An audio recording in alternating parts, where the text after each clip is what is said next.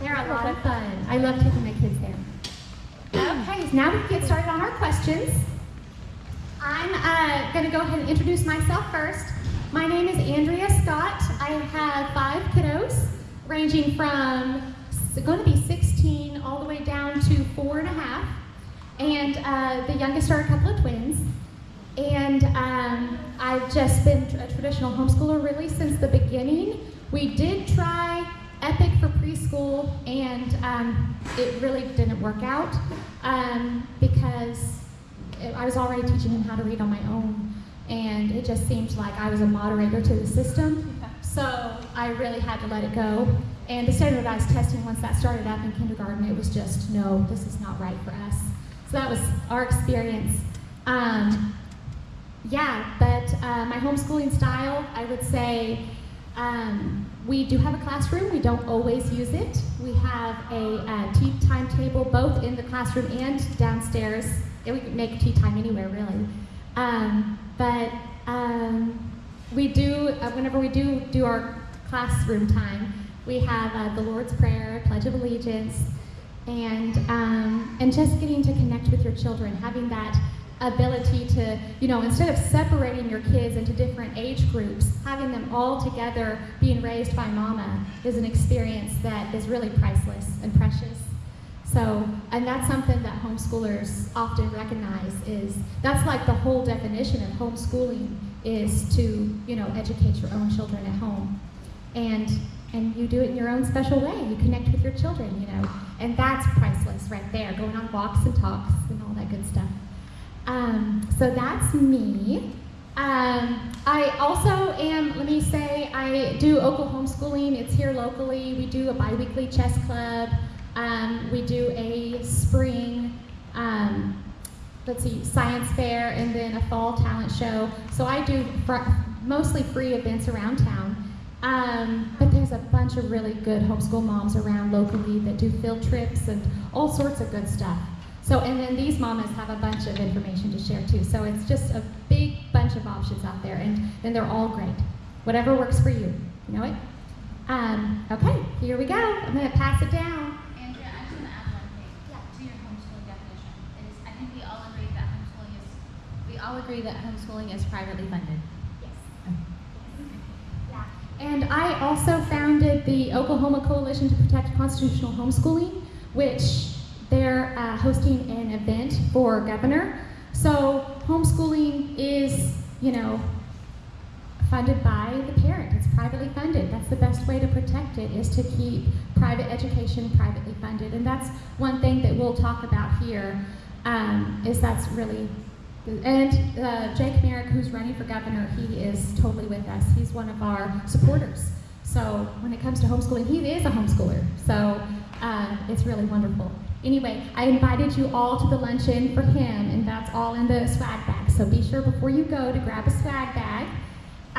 Okay, but here we go. All right, just introduce yourself and how many kids and all that. My name is Pam Gunther. I have 6 kids. My baby's almost 10. He doesn't like to be called the baby, but he's my baby. Up to 20, and I've graduated 2 somehow successfully, 4 more to go.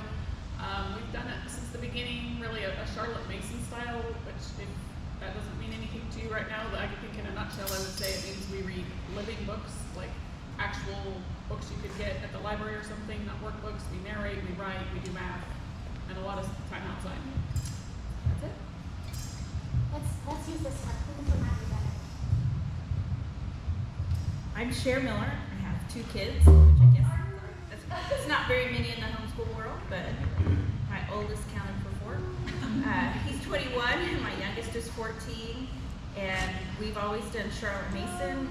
I looked into that philosophy when my oldest was 4, and that's what we settled on, and we used the alviary from Charlotte Mason Institute. And it's just a very good liberal arts education that honors the child and uses living books where they're meeting mind to mind with the author of the book, and mom isn't a showman kind of thing. So that's what we've been doing all this time, and I've graduated one who seems to be doing all right. So hopefully we're good on the next one. Hi, I'm Jill Griffin, and I have 5 kids. and I have one left. I'm homeschooling. She's in middle school. I'm 15. So I just graduated our youngest son through Rogers State University. He graduated from college. And did that in 3 years. And our oldest graduated from Oklahoma Wesleyan, and him and his wife and our grandson are in California. And I have 2 kids that did some community college and then ended up just learning their skill through other jobs. They're doing really well. And the kind of homeschooling that I do, I'm more of a traditional type, flexible structure type home educator. I like structure, but it's flexible. And so I just kind of go with whatever. If we need more time on a subject, we do more time. If not, then we just move on to something else. And it's kind of eclectic with living books with Charlotte Mason, but also just some basic math, science, history that we do. So I kind of draw from multiple sources, not necessarily one set curriculum. Good morning. My name is Tara Laird, and I have 3 children. And Friday, I graduate my youngest, which is sad and exciting all at the same time. My oldest has graduated college. My second is in college, like a junior in college, and then he is going to go to Florida to college with his sister, who's also in Florida. So anyway, it's been so rewarding. I don't know, hopefully that's one thing you get today, if nothing else. It's so rewarding. We have used classical conversations curriculum since my oldest was 5. We did that the whole way through. And just for us, it provided a framework for us to follow so that I kind of knew the direction we were headed, but I wasn't having to make curriculum choices every year. And then also tons of field trips and all kinds of activities. And playing outside is the most underrated way of learning in today's modern education system. So playing outside, you just learn so much. So that's my number 1 curriculum. Hello, I'm Joanna Francisco, and I am what you'd call a retired homeschool mom. My oldest is 30, and my youngest is, I think, 25. They are all college graduates and married with a couple of them have kids. So it does that. Your journey comes to kind of an end or a shift, and it comes quicker than you might think. And if I could go back, well, I started out. Our family started out at a classical Christian school here in Tulsa, and then we switched to homeschooling, which we tried to replicate what they were doing at school, and then gradually, as it goes, we let a lot of things morph into a more looser setting, and we did use classical conversations as well within that. If I had more time or more kids, I'm sure I would have gone into just a fully open source education like John Taylor Gatto promoted. Anyway, these years are precious, and I agree outside is the best place to learn. And Charlotte Mason, you'll hear more, I'm sure, about that. Thank you. Good morning, I'm Dana Wilson. We have 5 children by birth, 1 through adoption, and 36-ish, 7 or so foster children over 16 years. We have homeschooled since 1996. So our youngest child at home is 17 and a junior this year. He will graduate next year in our 30th year of homeschooling. Our homeschool style, what a fun question. Is 100 miles an hour with your hair on fire? Is that because that would be our style.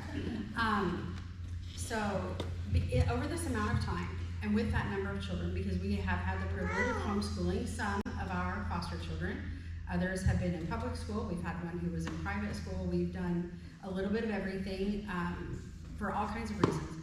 But where I would describe us in the modern parlance is probably being an eclectic homeschool family, trying to find resources that are available and appropriate to the needs of the child at the time.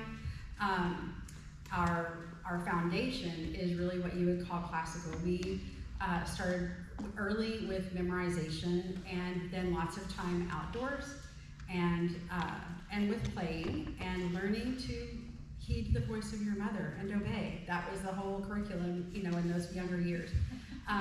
And then as our children got older and developed different giftings and areas of interest and that sort of thing, it really stretched me to try to locate those resources that agreed with our family culture, our vision and our purpose for existing, because that's what drove our decisions all along the way. And I found that having those things defined and expressed really helped to make sense out of what could feel like that periodic table of curricular opportunities into things that that work with what our family structure is. So, are there how many children? Our kids are 30. Should be 35 next week. 35, 29, 26, 21, 17.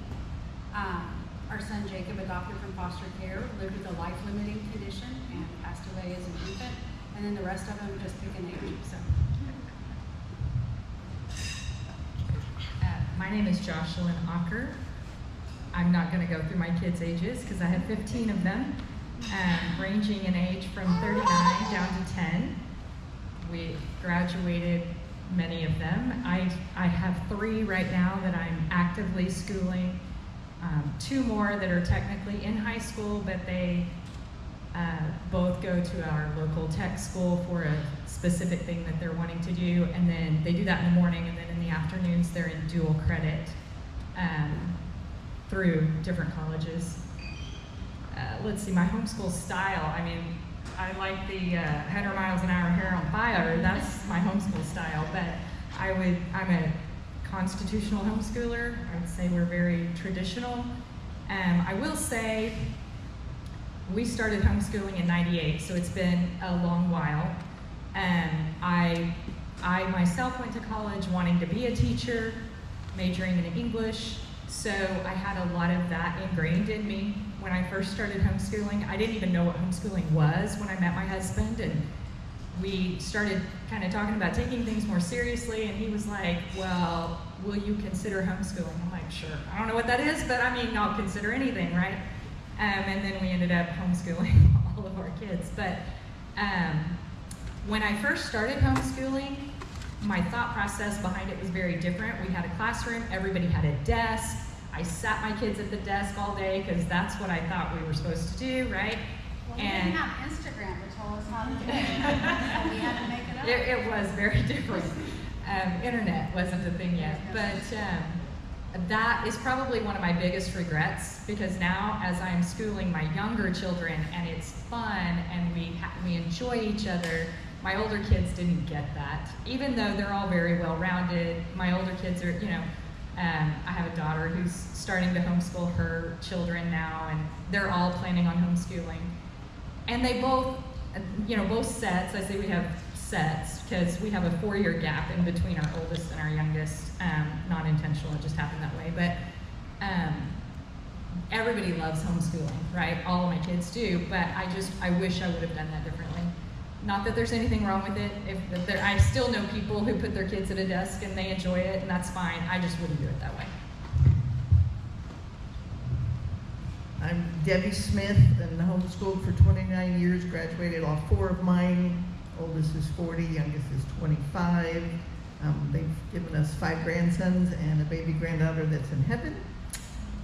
One of the things I think I did wasn't so much stress outdoors, but we had a sacred day that we stayed home. Homeschooling, stay at home. You don't have to go everywhere all the time and always have your hair on fire. Every so often, yes, but it gave us time to do experiments, it gave us time to build models, it gave us time to play outside, it gave us time to catch up. If we did school till 6 o'clock at night, we did, because we were catching up, but we were doing fun things. And if you've got young kids and you're not having fun, find a different curriculum. My name is Darby Jubetis, and I had to be convinced to homeschool. I started out with my kids in public school. They had bad experiences. One was an overachiever, and she kept being stifled and getting in trouble. The other one was literally, the teacher had texted me saying how he was spinning around like a tornado yelling out the word booger. So he was fun. He was the main reason I started homeschooling.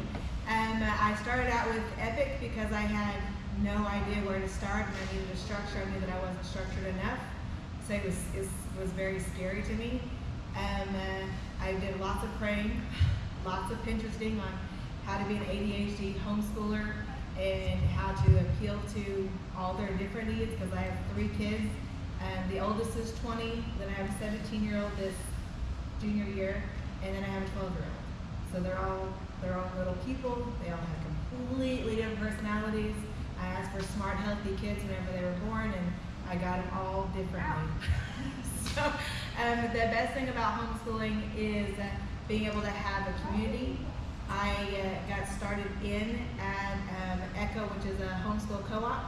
I had all these mamas around me that would come in, and I was in charge of the babies, and they would have, spit up on their shirts, hair is a mess, and it was a comfortable place to be struggling and not have all the answers. And they loved on me, and they pulled me in, and they showed me different curriculums that I didn't have access to. And so 12 years later, I'm the one that's running it. I'm the one that's in charge of that. So I have community. I'm in charge of homeschool field trips. We just went to the corn popper yesterday, so that was fun. Just getting them out in the community. I do lots of, making Christmas cards for nursing homes so that they can talk to older people and they can make eye contact with older people. The older people feel appreciated and seen by these little kids. So I like making the generational gap smaller. And I also like having the moms have people. So we have a monthly mom's night out to where you leave your babies at home and you come out with us and we hang out. We can do puzzling, we can do crafting, we can have a margarita. So it's all the different things to where you have your environment, and that was really what saved me whenever I felt like I was drowning in every different season. And I've stopped Epic as of the last 3 years ago. I was like, okay, I'm a big girl now. I can do this. I can ramp myself out of it. So we do picks and chooses as the things that works differently for each one of my kids. And so we kind of just communally talk about it and figure out what everybody else is doing so that I can figure out which works best for which kids. So I think that's it. Well, hi, I'm Jana Belcher. I just graduated my youngest daughter from our homeschool after 26 years. We pulled our oldest daughter out of a private Christian school, which was, at the time, I thought working really well for her. But I was driving round trip to drop her off. I had my own business, so I was dealing with a newborn and my toddler. So I was dropping them off at friends or grandparents or different people who I had arranged to watch them for a few hours. And I just felt like my family was just all disjointed. So when the Lord called us home, He used a very interesting pathway for us. Rewind to my childhood, and I was actually homeschooled in the 80s. But it was because my dad's an evangelist, and they went on the road full time. And so we didn't know anything about constitutional homeschooling. All we knew was you order curriculum from a company, they mail it to you, you do all the books. Mom begs and pleads for you to do all your work. She has to turn stuff into this private school. So that was our experience growing up. We loved, however, the lifestyle, because we were traveling all over the United States, and we saw how in the hours and days where we weren't able to sit down and do our book work because we were at a campground and it took a lot to get all 3 of our books out, and they were stored in a cabinet in the mobile home. So we were so busy camping and navigating using the old style Rand McNally map, and we would go to these cities and we would plan our campgrounds, and we just realized how much a family lifestyle was so much more important than the actual textbooks. We learned geography by actually writing and doing it. Sightseeing, historical places. We did all the East Coast twice. We went from Florida to Maine, spent 6 weeks in Maine. It was just amazing. And being around godly Christian people. So my experience when I started homeschooling after teaching public school was to try to replicate it. But my oldest daughter, bless her heart, she taught me more.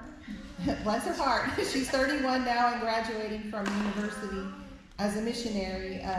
This coming Saturday, she graduates with her second degree. So she taught me so much about being flexible and changing and allowing the Lord to really minister to our hearts first and get our cohesive family structure. And I really like what I think it was Miss Dana that shared about having your why. And I'm sure a lot of the workshops I've gone to over the years, we've had Greg Gunn speak about your family ID. And that was very powerful. Kevin Swanson, you need to look up some of these folks that, I brought a book that I found on my shelf, 50 veteran homeschoolers share things we wish we'd known. And as of Friday, now I'm one of these. You know, I've been an experienced homeschooler for 24 years. Now I'm a veteran homeschool mom. It sounds weird, but I'm approaching that with grace and dignity and allowing myself to pour into other families the way the Lord has in store for the future. Just like some of the other ladies mentioned, I have tried just about every style. When we brought our kids home the first time, I tried to use what was happening in the private school setting with my 7-year-old at the table while I had a toddler and newborn. So then I learned things like you have blanket time, you have table time, which is high chair for the toddler, bouncy seat for the baby, while the young one is doing stuff at the table. And you would give them appropriate toys, appropriate tools for their age, and you would teach them to stay on the blanket or stay in the high chair. No, you can't throw the toy over here. Mommy's not going to play that game. I'm working with sister. So a lot of it is just structure and training, and I cannot emphasize enough. My 26-year-old son is a college senior at UCO in musical theater, and he is a server at a restaurant, which was not his calling, but that's where he ended up for his income. And he gets so much compliments and tips from just his basic mannerisms of, yes ma'am, yes sir, what can I get for you? Let me pull the chair out for you. When he was 4 years old, we had him hold the door open for me and the children. Just model it. My husband modeled that. So I just want to encourage you, and I know mine's going a little long, but my husband worked in Alaska. He still does, but he commuted for 22 years. Our youngest daughter is the only one who has experience since 2020 of Dad being at home and going upstairs in our office to go to work. So he's been working from home since COVID. But our other children, it was drop Daddy off at the airport every other Monday, pick him up every other Friday. We get Daddy for 10 days. The whole routine starts over again. So if you're in a situation where you feel like it's a unique, I can't homeschool because I'm a single parent or our work schedule is bizarre, I just want to encourage you to surround yourself with others who are in like-minded state of existence. If you don't have anyone, you've got people here that will give you our business cards, our number. So I've helped so many people just plan their homeschool around their lifestyle. So those are some things that I'd like to encourage you with. Currently, the Lord has me at Randall University as an outreach coordinator. He called me to that about 5 years ago now, and we do offer support events. We used to have a giant event, well not giant, but a big event for More Oklahoma every year, every summer, and we are changing that now to be a series like this, where we're going to go around to different churches and different communities and bring some education and things like that. And then one other thing is several of us are advocates at the state capitol for your freedoms, for all of our freedoms, to home educate. The Constitution of Oklahoma allows for that. They did not give us the right. God gave us the right and the calling to educate our own children according to His nurture and admonition. And that gives the Constitution backs that up. And so we also pay attention to state laws and things, people that are trying to lure us into the system. And so you'll hear a lot of advocacy language from a lot of us. So thank you so much. Yes, that's actually our next question. Do you value the liberty to provide and receive a private home education? And you obviously do. Along with other organizations and other homeschool organizations, and I know Dana can speak to this as well, I'm on the board of Constitutional Home Educators Alliance. We're a very loosely affiliated group of families that sense the urgency with the popularity of a lot of the charter schools that were doing online curriculums and how they were confusing the masses. Up until that point, everyone knew that home education literally was your parents at the home choosing, sacrificing financially. It's just a different culture that we have now where they want to provide you with everything that you need. And I would not give up those hard years for anything. I know it's tough, y'all. I know it's hard. But I look at you with the young ones and I think it was worth every single second. Not just the outcome of the children, the outcome of their education, but for me as a mother. Yes, there were times I just wanted an easy button. But that sacrifice, that determination, that grit that the 80s and the 90s home educators have, don't dismiss that, not just because I'm one of them, but I very much respect those who came before us and paved the way for that. So freedom is important. Yes. Anyone else want to answer that question? Do you value a private home education? I absolutely, yes. I think everybody knows and understands, even if they don't acknowledge it, everybody knows how important children are, right? Even the most liberal person you've ever met knows how important children are.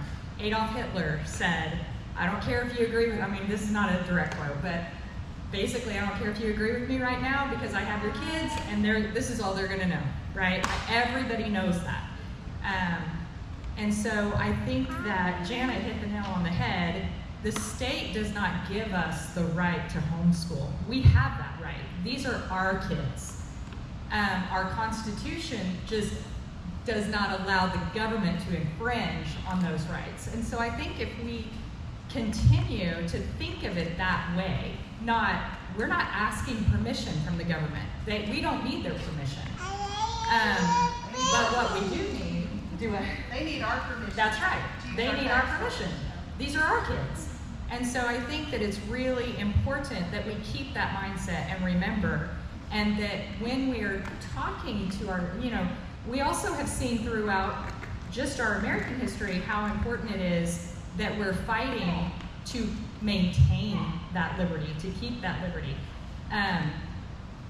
What was Ben Franklin? I've given you a republic if you can keep it, right? It's not a given. And there are always people who are wanting to infringe on those rights, who are wanting to change things. And so it's important that we stay in tune and on guard and that we don't let those rights be infringed. I think for me personally, and I know not every homeschooler feels this way and that's fine, but for me personally, I'm convicted that it is my responsibility to teach my children. It would be wrong for me to send them off somewhere else. That's my personal conviction. I think that I have to be careful about who's teaching my children all the time. Whether that's that I put them in Sunday school at church or I have them, in a class or in a homeschool group even. I think that I have a responsibility to know who's teaching them and what they're being taught. So for me, that has limited where I put my kids, right? And I know that's different for everybody. The other thing that I would say about homeschooling, and I know we've talked a lot about already in this second question here, the freedom that gives us in our families. And I'm going to share a personal story here. 10 years ago, our 8.5-year-old son passed away very unexpectedly. we quit homeschooling for a while. As you can imagine, I had a lot of older kids at that time already. Everybody was in a deep grieving time. I can't imagine what it would have been like if everybody had been in public school and just expected to go back to daily life. It took us a good number of months to get back to where we even felt like we could breathe. And that's, you know, we never know what's going to happen to us in life. Never. My husband, who's right over there, bless his heart, who's been always very active, and a very active part of our homeschooling, was diagnosed 2 years ago with brain cancer. They didn't expect him to live 4 months. Here he is 2 years later. So, you know, our family has been able to rally together and live life together because of the way that we do things. And that's a freedom I'm always going to fight for, always. I do. My foot's annoying. For 20, I don't know, plus or minus some years, I've served on the board of what was formerly OCHEC, Oklahoma Christian Home Educators Association. We are now, since 2017, Homeschool Oklahoma. And so I just say that to say that, so the question is, do we value, what is it, what's the question anyway? Oh, do you value liberty? One of the things that I would say, to just underscore what you've heard already, is I travel around the country and I speak at homeschool conferences, and it's something I love to do. But one of the things that happens is I see where they are in this homeschool liberty, homeschool freedom fight. The state of Oklahoma is unique in the United States of America in that we have the right, or an acknowledgement right of our God-given right to direct the education of our children, written into our state's founding documents. That is unique in our country. We only stand to lose. We have nothing to fight for. I go around the country. I was in Montana. I'm going to Arizona. I've got all these places I've been over all of these years, and that's a big topic of conversation. We want to convince the government to let us fill in the blank. And then I get back home to Oklahoma so grateful and humbled by this tremendous amount of sovereignty and liberty recognized by our state founding documents. And then I talk with individual families, and I'm burdened because we don't understand. We have failed to pass along the urgency of preserving that sovereignty because we only stand to lose. We have nothing more to ask for, nothing more to gain. We only stand to lose. And all we have to do is take our eye off that ball. Okay, I just want to add something regarding homeschooling on the societal level, because I know that we are all personally blessed in our own individual families. But on the societal level, we have schooling, whether it's public or private, because I've seen it in private school too, where children are taught to listen to an authority figure, an expert. They're taught to perform for grades. They're taught to perform for the standardized tests. They're surveilled, constantly tracked, monitored, and they're taught to be okay with that. So on the bigger picture, do we want to be a part of that? We're not to conform to the standards of this world, but we're supposed to be transformed by the renewing of our mind. And some of the patterns of our world are reflected in schooling, whether private or public, and sometimes even in homeschooling, but not so much, and not here. But we just want to train at least some of our population to value privacy and autonomy, and not think that only a certification grants you expert status, but you can find learning opportunities and experts, quote unquote, everywhere. Yes.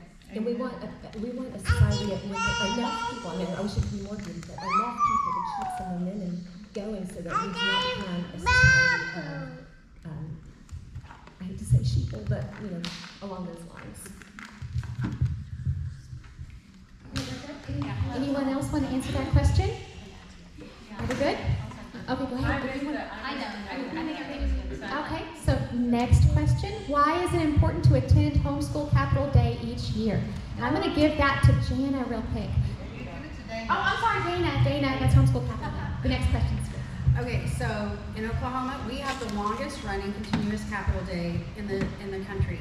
So remember I told you we only stand to lose, right? And we were the state that said we are going to organize ourselves and we're going to dress our kids up and slick back their hair and brush their little teeth and trot them down at the Capitol to thank our legislators very much for the hard work that they do and to ask them politely and kindly to forget we exist and leave us alone. And so for that idea, for that notion to come from Oklahoma and spread across the nation the way it has. So why is it important? Because freedoms that are not maintained are lost. I said I had Capitol Day started in 1986, so that was the first homeschool Capitol Day. I was a senior in high school in 1986. Freedom survives when people steward it. That's what I put on my little answer sheet. Freedom survives when people steward it. And so do try to come. Please come. If you can't come, pray for us. If you can't come, it costs money, so feel free to donate at hsok.org.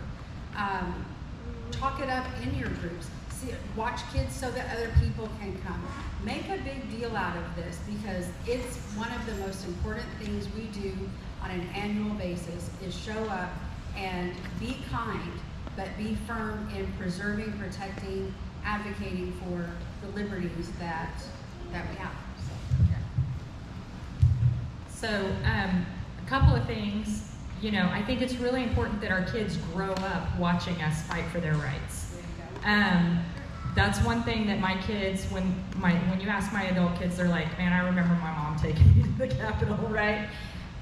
The other thing that I think it's really important to remember is our legislators, they're people like us, right? Most of them are good people. They want what's best for their families, for our state, and sometimes they might get a little misguided or not understand the repercussions. And I remember it's probably been 23 or 24 years ago when I first started. I'd been going to the Capitol for a few years, but we had this legislator, and I don't remember where he was from. I think maybe Wagner, but I'm not sure. Oh, I know. And he put this bill forward every year. He was a retired police officer. He had seen one case where he pulled kids from a home in a very filthy, very terrible, and admittedly terrible situation where the mom said she was homeschooling and they were not getting schooled. And he was adamant about getting restrictions on homeschooling, getting the state involved. And I can't remember how many conversations we had, but we had lots of conversations. And my point to him was, he wants to do a good thing, right? And I think a lot of times when legislators are trying to restrict homeschoolers, it's not out of meanness. They want to do a good thing. They really want kids to be taken care of. But what they don't understand is, and this was what I said to him, what about all the kids in public school that you're not able to take care of? What about all the kids in public school who are not, they're being abused at home and yet they're still slipping through the cracks? It does, we can't legislate good parenting. I wish we could, we can't. But you don't restrict the people who are law-abiding citizens because of a couple who aren't, right? And we look at that across the board with, everything else, murder and, all these other things. You don't put those restrictions on the people who are doing the right thing. So I think it's just really important to go to Homeschool Capitol Day because you see the solidarity of the whole group, but also to take it a step beyond that and really one-on-one get to know your own personal legislators.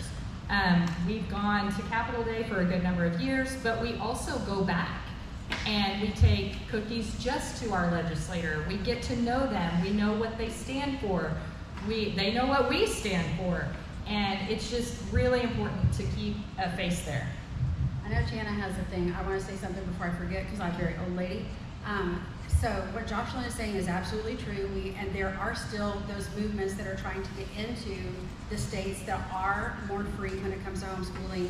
And you need to register. You need to get a background check. You need to be than the up at the other side of that coin. And I feel like equally as dangerous is let us give you something. Let us give you money. We're probably going to talk about that in a minute.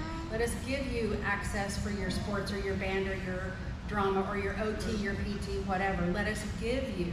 Those are two sides of the same very dangerous coin. Absolutely. Let us give you your money. Yeah, Yes. for sure. Yeah. Yeah. Jill. My story is very similar to Jocelyn. We started attending the Capitol Day, and I was a cookie collector for my local homeschool group. And so I got involved that way. I've never been one to sit on the sidelines like Heidi St. John says, get off the bench and get into the game. They're going to choose your life for you if you do not make your choices known. And I have had probably a few adversaries at the Capitol that see me coming, or our team, and say, oh man, now I'm going to actually really have to think about how I'm answering the questions. Yeah, but most of them see us coming, and I literally tell them, just like she said, we don't want anything. I even made up the VeggieTales song at the time. We're the homeschoolers, and we don't want anything. Just leave us alone. Yeah, like the pirates who don't want anything. We want to hear the whole story. We just want to homeschool, and y'all leave us alone. No, it's the theme song of one of the VeggieTales. But so we over the years that has morphed into, and Constitutional Home Educators Alliance does the same thing with. We come to Homeschool Oklahoma coordinates the Capitol Day, and then we follow up as well with when bills change. They can change the language in a bill, and we work in tandem with them. Like we're all communicating between each other, that we go in and also have moments where we're just praying. We're just praying with them. And I know we do that on Capitol Day too, but we also realize, like Jocelyn said, that our families wanting to go back regularly, get to know the representatives. I got involved in my own county local politics, and at one point in time, about 2 years, for 4 years, our entire Grady County GOP council were all homeschool moms that we had formed a co-op together years ago, and some of them were done, they're retired, raising grandkids, and we all got involved in our local county GOP. And I was surprised when I was on some of these platform committees going to help write the GOP platform from the states that were bringing the counties were bringing their wishes to our council, and then we would take it to the state level. There were so many homeschool families that were in those legislative groups, or in those people groups that were sending our messages up to the legislature. So we really are making an effective change just by being involved. And I think that's something else that I encourage you. If your kids ever have an opportunity to be on a speech and debate team, I know CC covers a lot of that. A good government / civics curriculum. Get them involved. Help them get involved in a campaign. You may see that the very senator that you're helping get elected changes their tune as soon as they get in there and start mingling with the people at the Capitol. And it's not that they started out bad. It's not that they want to be bad. They want to be good, like she said. They want to make good decisions, but they get roped in by the opposing ideas of lobbyists. The only way we're going to have a good and healthy society is if we give people stuff, like the other side does. The other side gives them stuff, and that's why they're loyal. But what they're really doing is taking away our freedom and our liberty when they offer things from the government. So, anyway, I could go on all day if you want to talk separately. My phone's available. I put my business card in everybody's bag. So. And I was on the other end of that whenever I was Epic Charter School. Sorry. So, no, that was it. I had to learn that it was the wrong way. I had to learn what was attached to that money and how they were doing all the different questioning, and how at one point the reason we stopped doing Epic was because it was after COVID, because we had started before COVID, and it was after COVID, and they were doing state testing, and they were perfectly fine with my son being 60% and mediocre whenever it comes to his math scores. And I know he was goofing off, and I know that he wasn't reading all of the problem solutions and everything like that, and he was just goofing off. He was 13. And they were okay with it. And they were like, well, he tried his best. No, this is not his best. And I'm gonna work harder with him, and he's gonna be able to work harder and know that he is worth more. So that's whenever I stepped away from standardized testing, I was like, okay, putting my big girl panties on, I'm gonna go all in, be one of those homeschoolers. So I'm gonna tell you. Okay, let's pass it down. I like homeschooling, but I'm in charge. So our family, we've gone multiple times to the Capitol Day, and it's been really neat. So some of you that have smart kids are like, I don't think I can do that. So we go with our homeschool group cheer, and I try and rally up a lot of our homeschool members to go with their kids. And you can get a tour of the Capitol while you're there, and there's really great tour guides. You can just walk around and see things, but it's really good for our kids to be able to talk to or even see the legislators and senators. And I usually write I do a card in advance. I put a picture in there of our family, and I go see ours personally and hand it to them or hand it to the secretary. And the cookies, I do deliver cookies too. And I just ask them to leave traditional homeschooling alone, and then let them know of our experience as educators, and that I want them to, keep us free. And so I emphasize those things. And my kids, as they've gotten older, have been able to talk to them and what they love about homeschooling or what their favorite subject is. And that's been really great for them to hear from your kids, and it's a really great experience for them to shake their hands and do that. And so we just make a fun day of it. And we, like I said, we go with our homeschool group, and I'm the leader of that group, but we just encourage each other to go together. And so when you leave, we can go get lunch, and we can just make it a fun day together. So I encourage you, if you haven't been, Dana, is there a date now?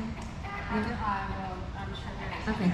I can't remember if there's a date yet, but they get to do out pretty early. It's the Tuesday after session open. Yeah, it's always on a Tuesday, so it's really great. First week of February. I want to answer a different question. I know you've been to the Capitol. I have. I totally support it, so I say it's a fun. And also, it's a field trip. So, as your kids get older, people freak out about Oklahoma history as a credit, and with basically going to the Capitol all the years that you go, and other places is like your Oklahoma history credit, so you'll get that. I apologize because I do have to leave, but I wanted to answer one question. Oh, yes. And so I was going to skip ahead because when I read them all, I was like, oh, this one is a good one. Is that okay? Okay. So the question is, are there many homeschoolers who attend your church, and has going to church been beneficial to you or your children in regards to homeschooling? So this is a really passionate thing for me. In fact, at 2020, I started a Facebook page called Go to Church. There's 20 followers. It's not a big deal. But I was really mad that our church is shut down, And so anyway, they eventually started opening it back up. I think church attendance is super important for Christians as a community in general. When Jesus left, he told us to go into all the world and make disciples. And one of the best ways that we do that is with our own family first. I will definitely agree to that. And secondly is through our local church, who is very much involved or should be involved in missions, both local and internationally. And so what I have seen a part of homeschooling with my own kids is my husband and I have jumped in and served in our local church, and we've volunteered, we've attended, we've been regular, and my adult children that are not in my home living still go to church. They've never not gone to church. Even in college they found churches and went to church, and I think that's probably similar. So I just think being part of a church is a very important decision as a family unit. So that's one thing I wanted to encourage people, because I do see people not going to church and thinking that it's different. I don't think church is a building, and I know I have my own opinion, and that's what this is. Just want to make a disclaimer. But I just think it's important as Christians to continue the work that Jesus started, and that the way we do it in modern times is through our local church. So I just wanted to encourage you on that. There's no perfect church, there's no perfect homeschool group or no perfect anything. It's made up of people, but through our relationships we grow closer to God. So that was my one plug I wanted to make, is get involved and be a part. And dig your root, same thing as your community. So I'm looking at my kids graduating. They've been a part, they have these church leaders and friends who've been a part of their life. They have their community, their Class and Conversations community members.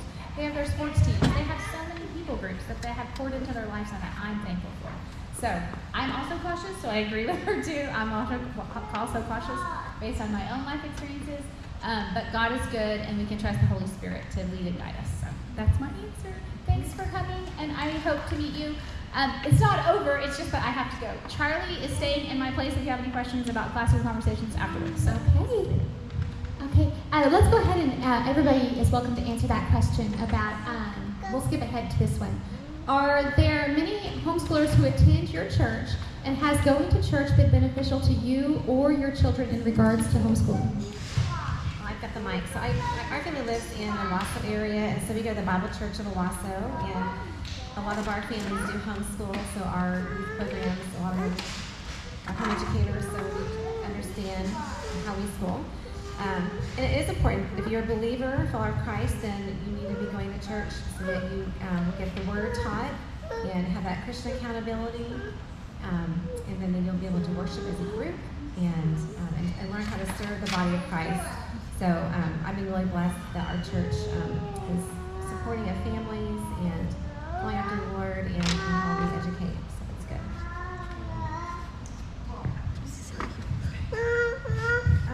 I haven't found that going to church does anything for our homeschool. It's not bad for it, but it hasn't benefited us in any way as far as homeschooling, if you're going with in regards to homeschooling.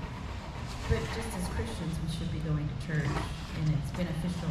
And it's Oklahoma, we have lots of homeschoolers at our churches, but as far as it actually helping my homeschool, it hasn't harmed it either.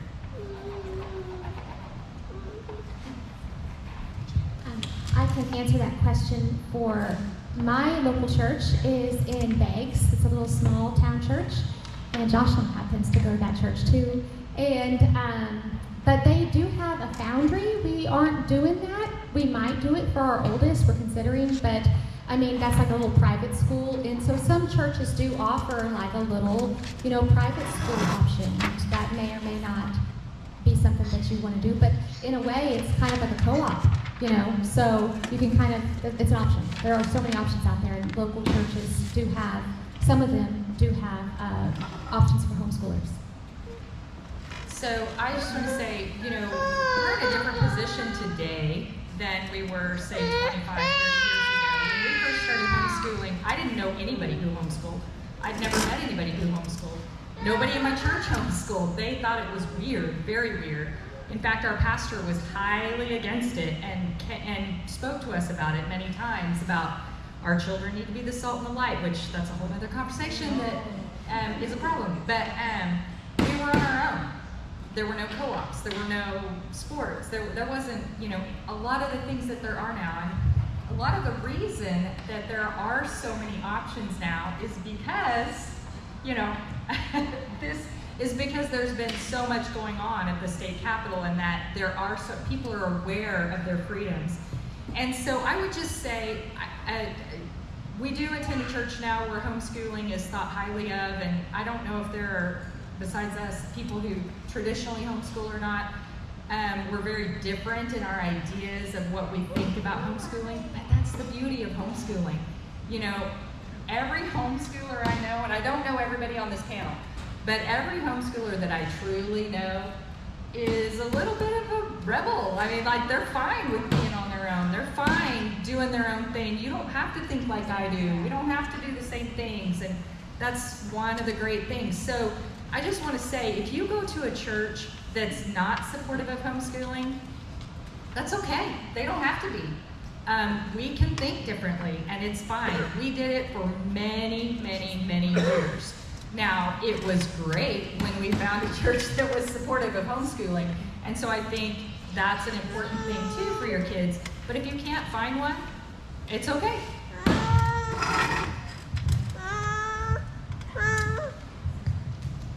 So I agree 100%. When I first started, I was the only one who was weird enough to homeschool, and it felt very isolating at church because all the programs are focused on, it was a bigger church, and all of the age group focuses are just like the school system. And there's so many people in the church that are teachers and that are principals and that are superintendents, and their whole paradigm is based on, you got to let the expert do it. Well, in the Bible and in Christian walk, that is not the case. I mean, let the children come to me. Like, they were included in the congregation and allowed to be right there with Jesus and with the disciples. Would kind of try to get them to, let's take the children aside. They're bugging you. And he was like, no, they need to hear the gospel. So from a personal perspective, I took my children into the main worship area, even as infants.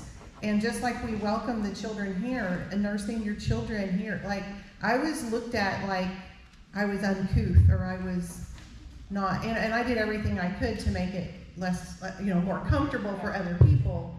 But I also was determined, like you said, a little bit of that rebel, that I'm not going to cower to the world's viewpoint of how to do corporate things just because I'm doing what I feel is biblically accurate. So the other thing I would caution about is we did find a church that was almost all homeschoolers. And I think it got off on a little bit of unbiblical structure. And we had to deal with that. We had to deal with families who all wanted to raise their children the right way, and we all found homeschooling as a thing in common. But then if the doctrine or the gospel or the way that's being lived out is not biblical, we had to pull away from that situation. So you just have to really follow the Holy Spirit, and you have to be willing to be. I was telling someone earlier, it's like, why am I always, it feels like we're always the one that has to leave something that we helped build and it was good and it was great. I went to another church for 9 years, really small church. The pastor and his family that came after we'd been there a while ended up being homeschooling. And so it was great until it wasn't, And so I think you just have to do what the Holy Spirit is leading you to do. Church is very important. It's very vital to your Christian walk, but you really have to not make it all about the homeschooling. And then on the other note of it, has it helped? Absolutely, 100%. Having multi-generational people pour into your family and into your children is something that you cannot find in a textbook, and you can't actually create it in your own environment. You have to mingle. My 2-year-old, when I asked her, who do you want to come to your birthday party, it was everything from the 90-year-old man that sang on Sundays and was an usher at church, all the way to other people who had toddlers, as well as teenagers that carried her around and played with her, both at church and in our homeschool community. So I think teaching them that you respect those that are older than you, even if they don't understand. They would still ask them every Sunday, well, how was your teacher? Did you enjoy school? And I told them, you don't have to answer every time. Well, we homeschool, we don't do it that way. Just say, yes, I had a great time. I love my teacher. Like, you don't have to correct them if they say something that doesn't match your paradigm. And I think that's a skill that our kids need to learn as well. So as much as an advocate as I am, there are times to turn off the advocacy and turn on the Christian mom, wife, and churchgoer, and give them a little grace too. So. Okay, I'm going to go back up to why is it important to go to the Homeschool Expo each year? Okay, well, I guess I'm the one who coordinated that from the beginning, but I had a team of amazing moms and families who just kind of wanted something like this, where you meet together and you get a chance to find resources, mentor one another. A lot of the ladies here have participated in different ways, sending their group. So this year we're changing our model up. So the expo was one time in the summer, where we would meet, and it was still small compared to the big statewide conventions that we had in the past. But what it did was it gave us an opportunity after COVID to actually see each other in person. We had a little bit of everything from people who've homeschooled a long time to people getting started. And so it's just a great time. And then having some exhibitors on hand that are the co-ops and the PE classes and the sports teams, kind of all collected in an area where you could go talk to them and meet them and see. Even if you can't attend that one because you live too far away, it gives you an idea of what to look for in your area or how to start something yourself. A lot of these soccer teams and volleyball programs and baseball, after Little League age is over, were created by homeschool families who saw the need, wanted something that for themselves, and helped create them. And so I just encourage you to get together anytime there's an option like this, to have kind of an in-service where you're with other homeschoolers and to hear and glean and learn and pour back in as you feel comfortable sharing your stories. And so we have an expo, instead of the main one expo, now we're going to be having a series very similar to this event.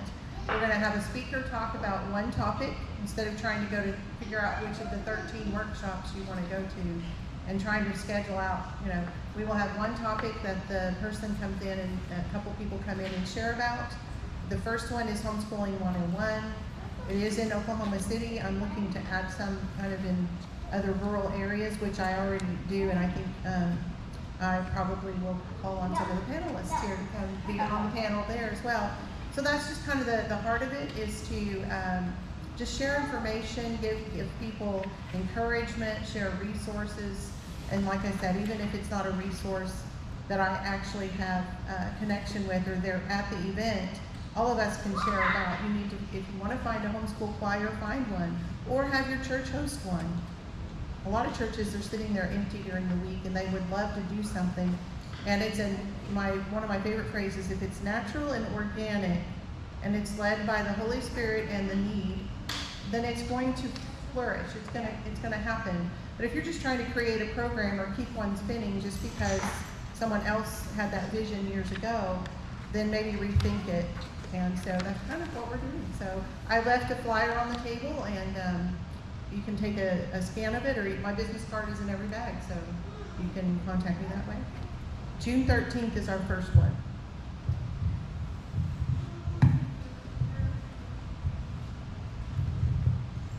Okay, I'm going to say publicly, I think for the very first time since we made the decision, Homeschool Oklahoma is hosting a statewide conference in June of 2027. So June 4th and 5th of 2027. And for this conference, we will be at the Hilton Garden Inn in North Edmond at Covell and I-35, which we hope will be convenient for people.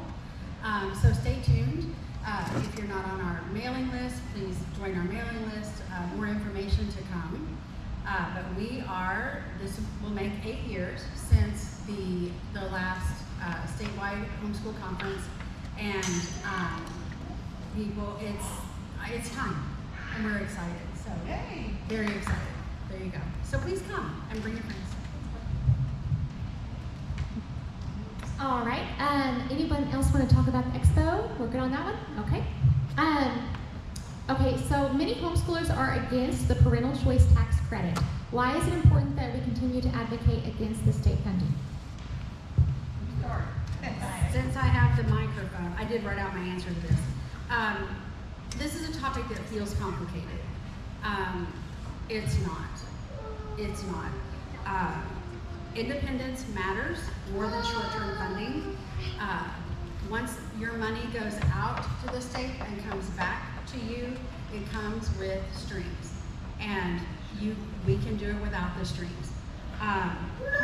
Homeschooling in the state of Oklahoma in particular flourishes because it is parent-directed, privately funded, and preserving that freedom for future generations is, I think, one of the most important civic jobs that we have as homeschoolers, is making sure that our children and their children enjoy the same sovereignty and liberty acknowledgement that we do. And I mean, I've done it broke, right? We've done it with a ton of kids and no money, and where our curriculum was a library card and a pencil. And I'm not kidding. That's it. And a Bible, yes, a Bible, a library card, and a pencil. And I'm being 100% serious. I had my husband bring home paper from work that was only printed on one side. We were that broke. We were that stinking broke. I have 5 kids. 2 of them have multiple disabilities. We're a single income family. Our business was heavily affected by some of those recessions at the end of the 90s and in the early 2000s. And so we drove one car, we stayed at home, we went to the library, we ate meat once or twice a month. I mean, that was it. You can do it broke. I would rather do it broke all day long than take a penny from someone who has dirtied that money and wants to send it back to me and track my kids and track what we do and have that camel's nose under the tent of our homeschooling, not to put $2 on that. Same. I was just joking with my girls the other day. We've been married a very long time. We've never owned new furniture. We've never had a new car. I bought my very first brand new refrigerator like a year ago. So, I think that it's really important that, we all know what sacrifice is. I think everybody here, I don't know anybody who would turn down $6,000, right? If it was handed to you, right?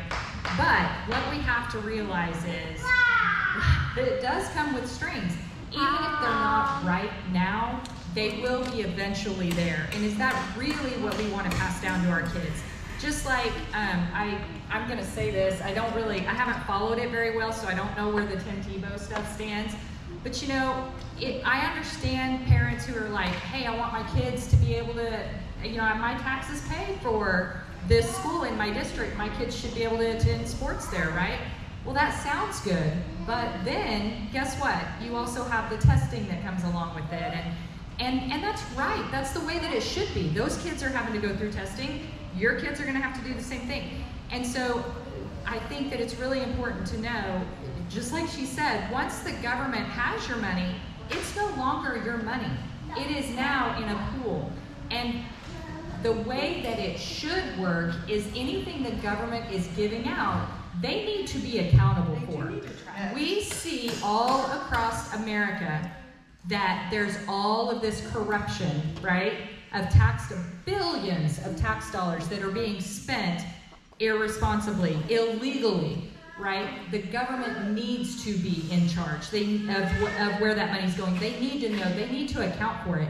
And do we really want that accountability put on us? The other thing I was going to say is, it is immoral and unethical to take my tax dollars and pay for something that I'm completely against. I have no problem with anybody teaching their kids their own religious beliefs, but I don't want to pay for your religious beliefs that are totally against mine, right? I have no problem with somebody being Catholic or Muslim or whatever. They have the freedom to do that, and I will support that freedom all day long. But I'm not going to fund it, right? Just like I don't expect them to support or fund me teaching my Christian beliefs. I'm going to get a little bit technical. Andrea's husband, Robert, has been, and you both have just been very helpful with all of our team. And Dana represents a group that has, the Homeschool Oklahoma has multiple trustees, and some of them are very experts on reading law and reading the bill. I'm a homeschool mom who just said, this doesn't sound right. And so, but I have read every single line of the Oklahoma tax credit back before when it was a voucher bill, and that's when we met. And we've been fighting this since before that even came about, because like these ladies have said, 10 or 15 years ago, it was just a different name. It was called something else, but it was still the carrot. Let's lure these people. Let's tell them that we're giving. Oh, I know what will work. If we tell them that we're giving them their own money. And at one point in time, we actually had a tax credit that would have worked, because you would have gotten an educational tax credit just simply for purchasing the expense of an educational item. But it didn't track where you schooled. So therefore, the public school, the private school, the homeschool, the hybrid, the co-op, whatever, anybody who did any kind of education, it was the expense that would have been turned in. So they took our words and turned it against these lobbyist groups. They were like, well, the homeschoolers were for a tax credit. They said, if we can do a tax credit instead of a voucher, which has obviously gone through government and back to the school. But all they did was take the same exact language. I mean, I don't have it memorized after 3 years, but I mean, I can picture where it is in the document. So if you really need to know, I mean, you could look it up. But you can see all the old versions of all the bills that have ever been filed. And then the second thing is, the year that Parental Choice Tax Credit was filed, there were many, many, many legislators. Amanda Swope was one, and then Waldron was one this past year. Twice he's done it. They will file legislation that's the far, far counter side of egregious restrictions. You have to sign up with DHS to prove that your home is safe. You can't have weapons or your own personal guns in the education area, or you can't display them. Because we've known people that did public school online, and they were told that they were in their dad's office and he happened to have a gun or a dead animal on the wall. And this was in Seattle. One of the ladies who moved to Oklahoma, she said, they told my kid during virtual learning that that was an unsafe learning space, and they told us if we didn't provide a safer learning space for them to do their virtual school. I mean, do y'all hear that? They're coming into your home telling you what to do in your own home.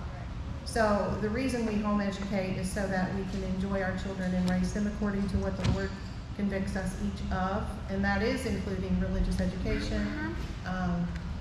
So anyway, there's so many details about the language in these bills that we don't, it's hard because when you spend hours and hours and hours reading it and you're at the Capitol debating the people who are trying to pass this law, they haven't even read it themselves.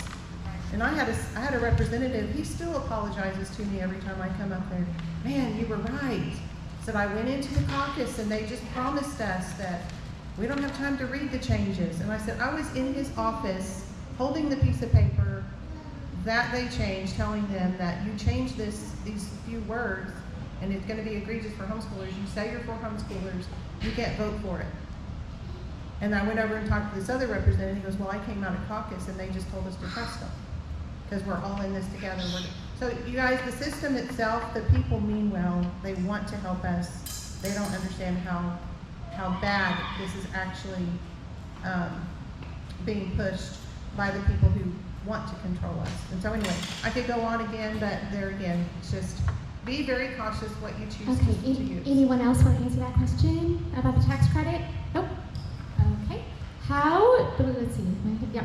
How do you know if a homeschool co-op or homeschool hybrid is right for you?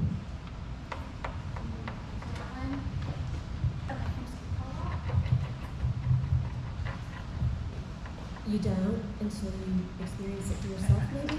And also, all of your kids are individuals, so what might work for one might not work for the other. So, unfortunately, if you're looking for homeschool utopia, you might not ever find it. But I found it was just trial and error, and what I wanted and what my kids wanted changed from year to year, and we just went along our journey and didn't try to find. Or we had to let that go, nothing's perfect, and if it's right, it can be right in some ways, but not others, we just have to deal. If you make a commitment, you have to pay tuition for this program, so we're here for this amount of time, but we're also free people, and if we don't want to attend it, we can just look at that as a donation, I guess. So anyway, that's fine. I will say, having homeschool for as long as we have, and we've done it all. We've done it all kinds of ways. And so we've been in co-ops. We were in with classroom conversations for an amount of time. So how do you know if this is right for you? First of all, you'll know because you've done the work of establishing your philosophy and mission and vision for your homeschool. You want a curriculum, you want a co-op, you want a hybrid that serves your family and not the other way around. And so that's how you know when you've done that work at home, and when you find something that appears to agree with, support, and further that mission, vision, and those priorities, then it's probably worth a try. But like she said, you pay your dues and you show up, and on the second week you realize that this is a flaming disaster. It's sunk cost. You don't make more money if you keep going. This is probably somewhat of a generalization, but in my experience, co-ops, they expect you to participate, you mom or dad to participate, whereas hybrids, you pay money, but you don't necessarily participate, or you can exchange teaching for free, whatever. And a lot of co-ops, it's just a casual co-op. If you come, fine. If you don't, it's no big deal, whatever. But a lot of them really expect you to. And one of the big reasons I homeschool is because I want to control my own schedule. I don't want people telling me I can't take 2 weeks off in October and go to the Northeast. You have to be school. No, that's why I homeschool. And so that's a big factor for me if I'm considering if I want to join a co-op or a homeschool or hybrid, anything, if they're going to be willing to let me take off when I want to. So it's nice to be part of a community. You don't necessarily have to be part of a co-op to be part of a community if you can find your community in your neighborhood or your church or your family or wherever. You can't find it, build it. Yes. Yeah, exactly. Okay. I would just say, like, whenever you are ready for a co-op, if you're looking for something like that, like for our older kids, we didn't start doing a cooperative until they were in middle school, and so we could just be home a little bit more, focusing on just family life. And I like a co-op that you're involved in. You're part of the kids' classroom, and you're helping with the tutor that's there. A cooperative is supposed to come alongside you in what you're already doing at home. And that kind of, I guess, lines up more with traditional home educating. And you can find a nice community and support for yourself and your kids that are walking on the same journey that you're walking along. And there's a lot of hybrids that have been popping up there, and most of them classify themselves as schools or private schools. So you have to kind of know what your hybrid is. I mean, it might be like that, or it might be something more like a cooperative that meets more than once a week. So, as someone had mentioned earlier, just know your why. Why do you homeschool? You know, what are the important things for you? And then you write those down, and that'll encourage you to know, like, how to proceed with your family. And that helps you keep your vision of what you would like to do with your family and kids, and their learning and upbringing, and how you can encourage them with their unique gifts.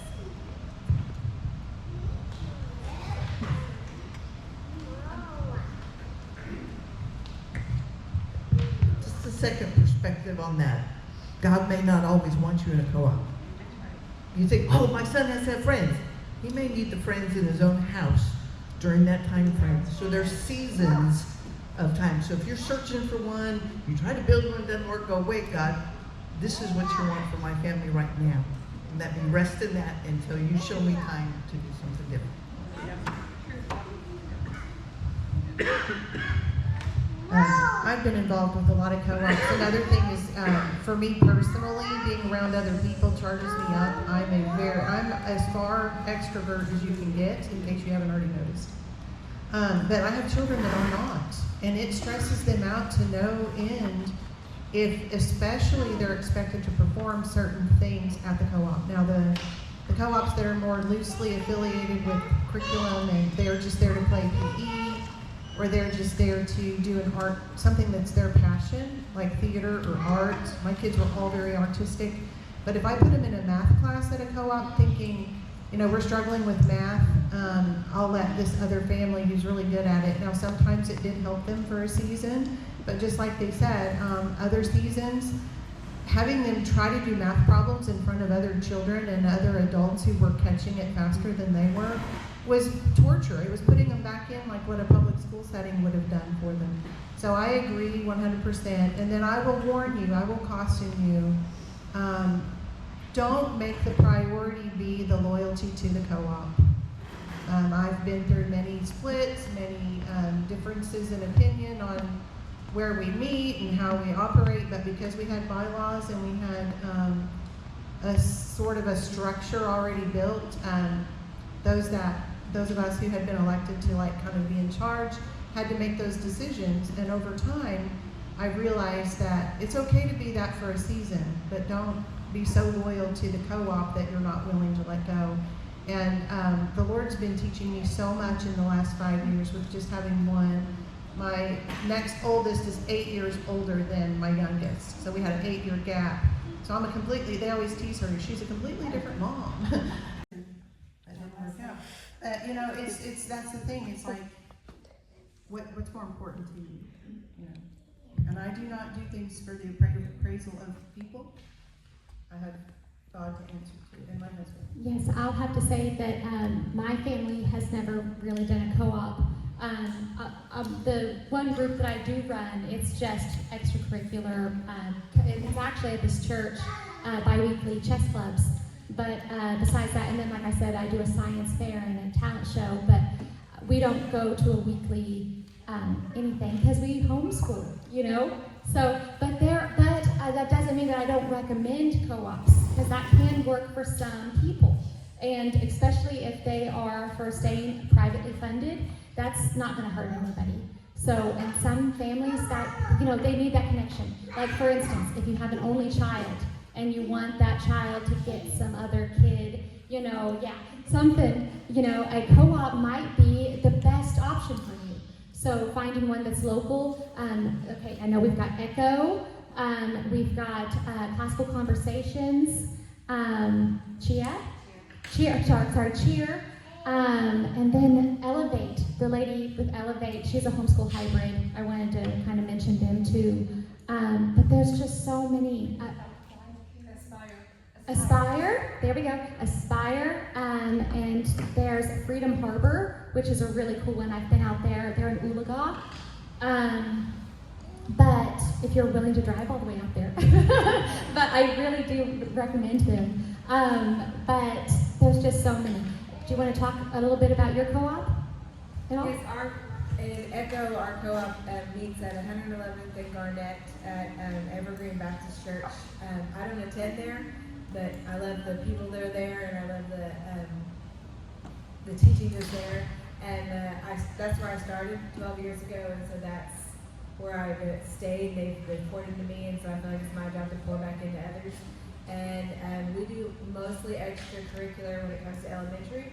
And then as this, your babies start to grow up, you're like, okay, what do they need?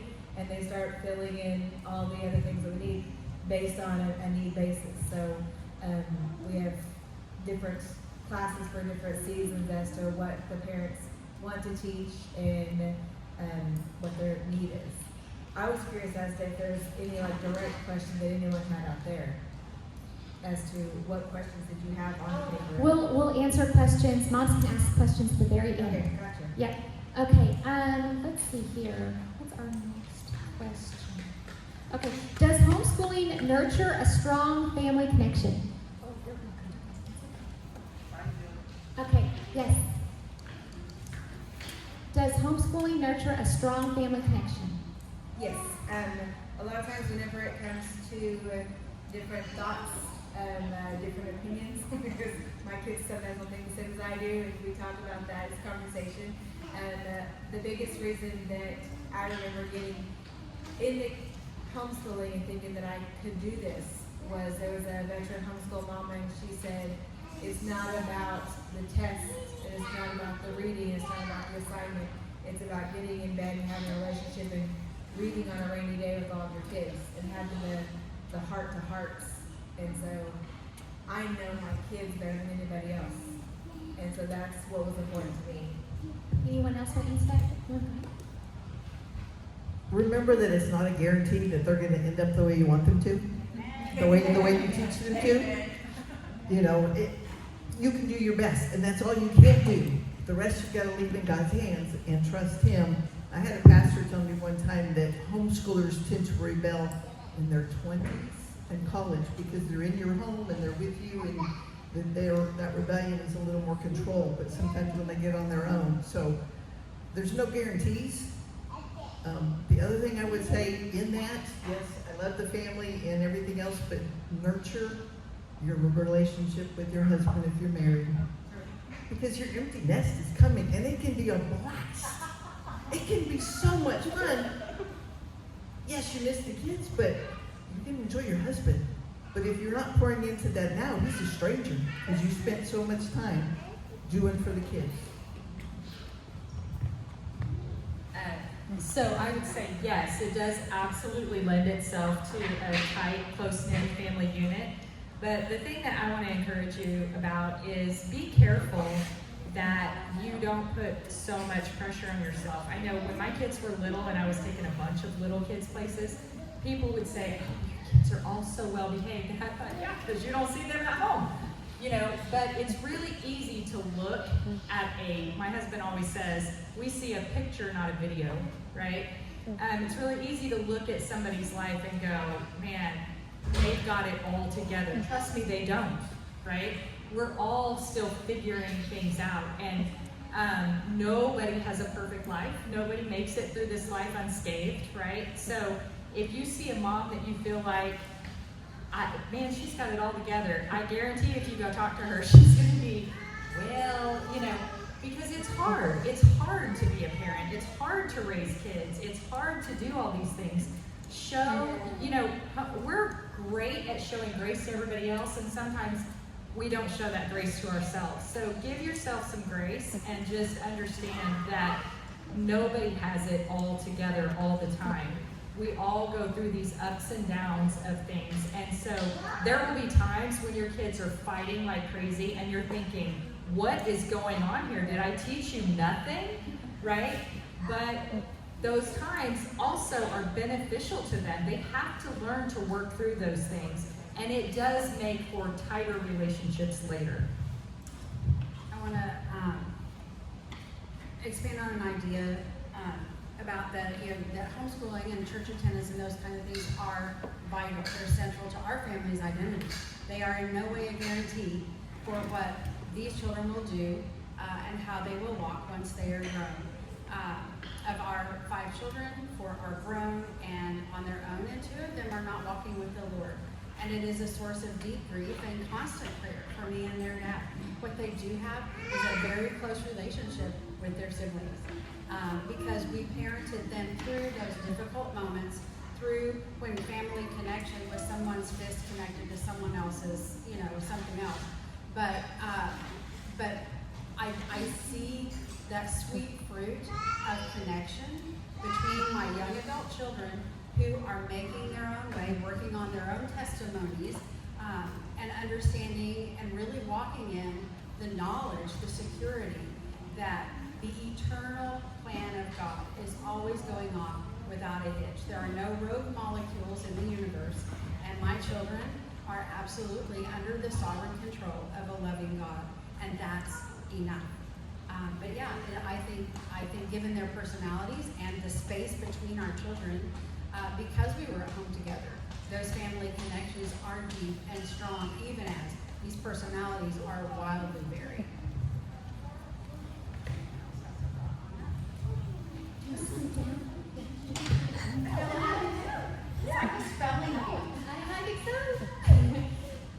Okay, anyone else want to ask that question about, do you think homeschooling nurtures a strong family connection? You want to sit down?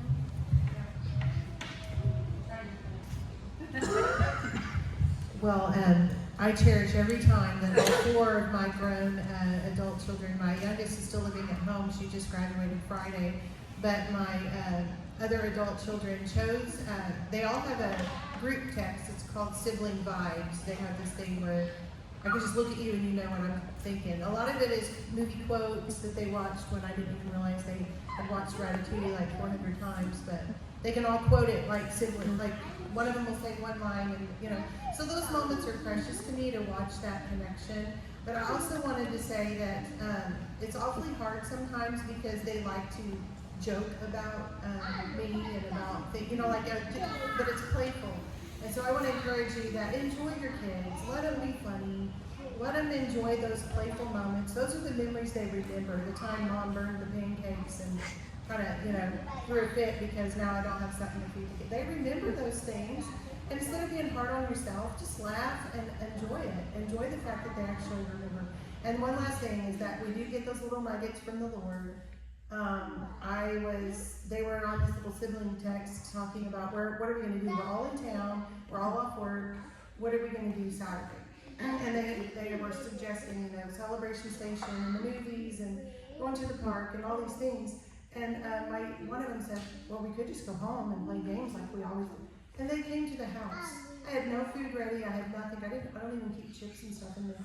But they all brought stuff, they cooked dinner at my house, and those are the things that I'm so honored to be able to share with them as adults. So and then one other thing is when you're concerned about the influence that the ones who have a completely different way of living now on younger children, you do have to be a little bit careful when they're really young, but you also have to trust the Lord and allow them to still have those relationships even though the other ones are still forming their ideas and opinions, because their adult siblings will influence them, and the only thing you can do is continue to pour truth into them and make sure that they know who the Lord is. Like they said, the outcome is not up to me. I'll say on the strong family connection, yeah, I'm very close to like my daughter. We go on walks and talks, and I have another daughter. We go on walks and talks. And I've got my son. We try to talk. He's my oldest. Normally whenever I ask him a question, I don't know, it's a different experience. The girls are more talkative.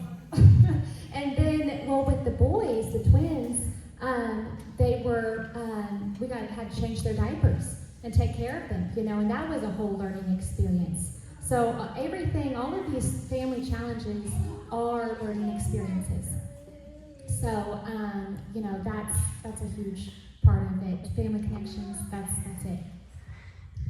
Just one other thing that I wanted to add as an encouragement for those of us who have, grown kids and have been at this for a long time.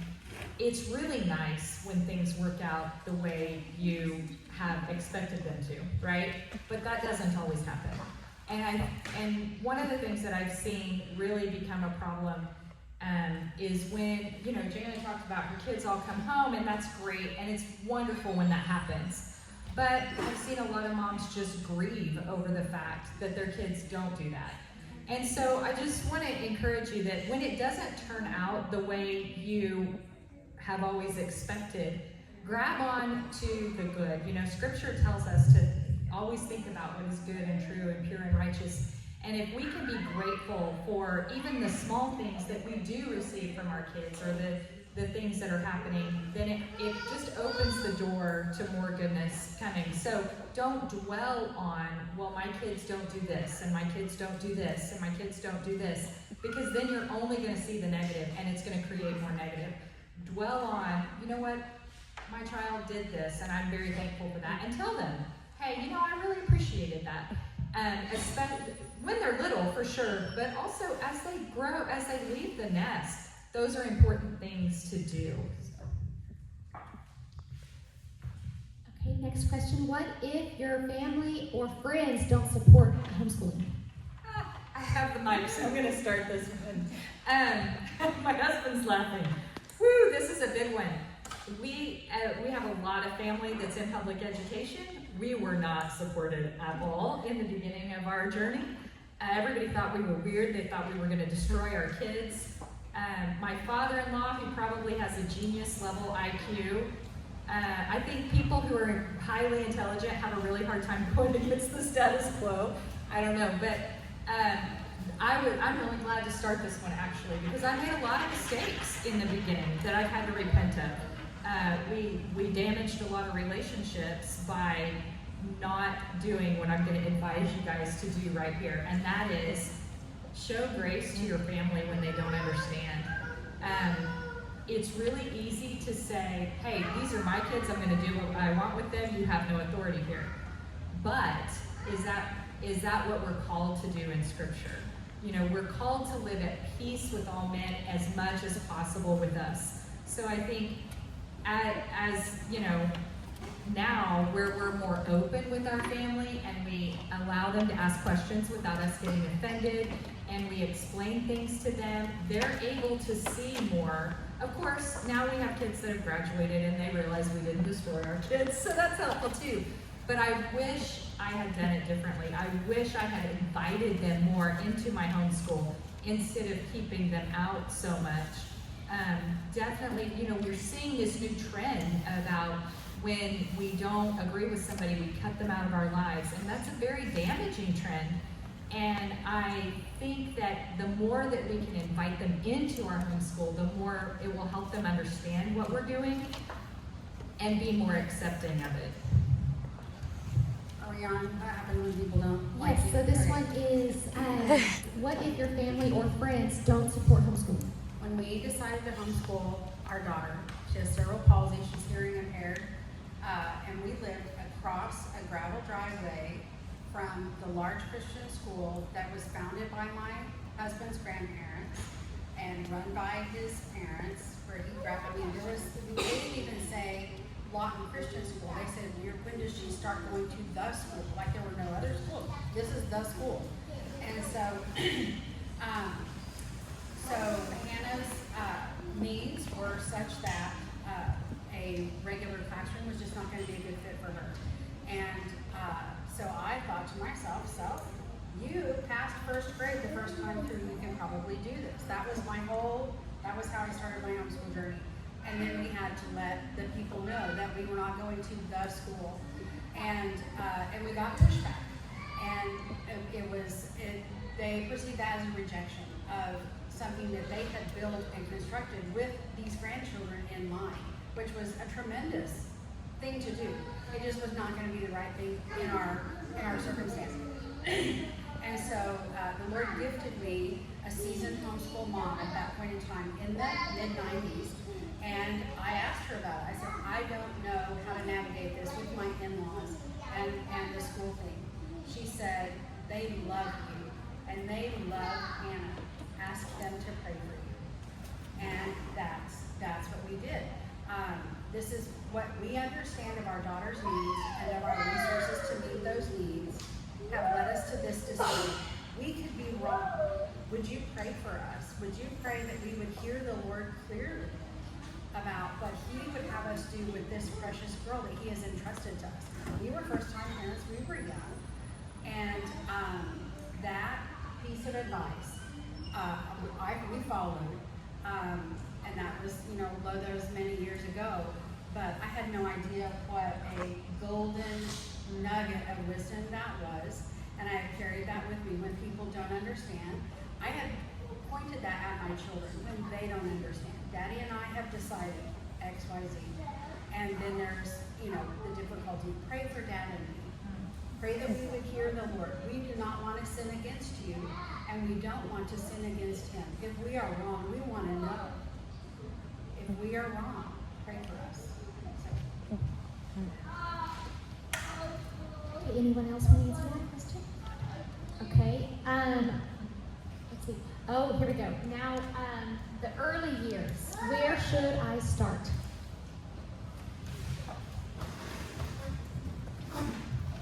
I'm a physical therapist and work in pediatrics for someone. They really say that unless a child can independently do monkey bars and ride a bicycle, they're not ready to sit down at a desk and write and learn. Now, I'm sure you can all tell stories of like a 2-year-old who learned to write and all that. But I think we do our little kids a disservice by trying to make them sit down at a desk for 6 hours like they do at school, or even for 20 minutes for some of them is way too long. And Andrew Kudawa has a talk out there in Treatment Panel Line teaching boys and others who want to go sports all day or something like that. And then somebody earlier mentioned how outside is really our greatest resource. And I think that the early years, the big thing is just learning to play. That's how kids learn. Learning, outside, learning to obey, and try to learn your colors and some of them.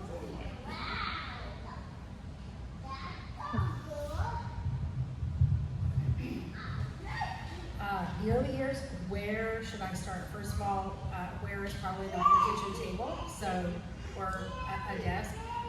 Little people need to move. The other thing is to start again with your why.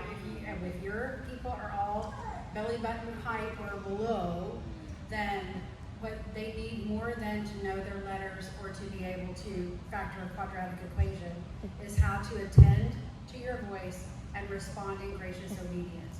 If you will listen to me, trust that I have your best interest in mind, and graciously walk in the way that I'm showing you, I can teach you anything ever. If we don't lock that down and place that as a habit from the early days, then that is a recipe for friction. Yeah, so I would just say, don't let society dictate where you start. You know your kids. How many, as an adult, how many of us have been asked what age we started reading? I mean, that's never happened to me. Nobody's ever asked me how old I was when I learned my times tables. Age, it does not matter. It matters that they know how to learn, and that starts from early on. I would also say that, we get this idea of, that our kids need to be sitting at desks and that they need to have all this curriculum when they're very young, and why? Where does that come from? I mean, what do they really need to know? I think every parent needs to determine for themselves at a very young age what's really important to know here, because so much of those early years are learned organically. I mean, honestly, I don't remember actually sitting down with my kids and going, okay, this is orange and this is brown. They learned it organically, right? The other thing that I hear a lot, that I've heard a lot over the years from moms is, I'm not sure I'm capable of teaching my kids. I only graduated high school. Well, guess what? If you don't have the confidence in your high school education, what makes you think that they're going to do any better with your kids, right? You love them. You're going to pour everything you can into them. So don't let that dissuade you. We teach in our house that learning is a lifelong process. And I tell my kids all the time, now that they're older, and they know this, and that is, I'm not going to teach them everything. I can't possibly teach them everything there is to know. I have to teach them how to learn, how to figure things out. And then they take that ball and they run with it. So don't get this idea, this overwhelming idea that you have to teach it all. You can't do that.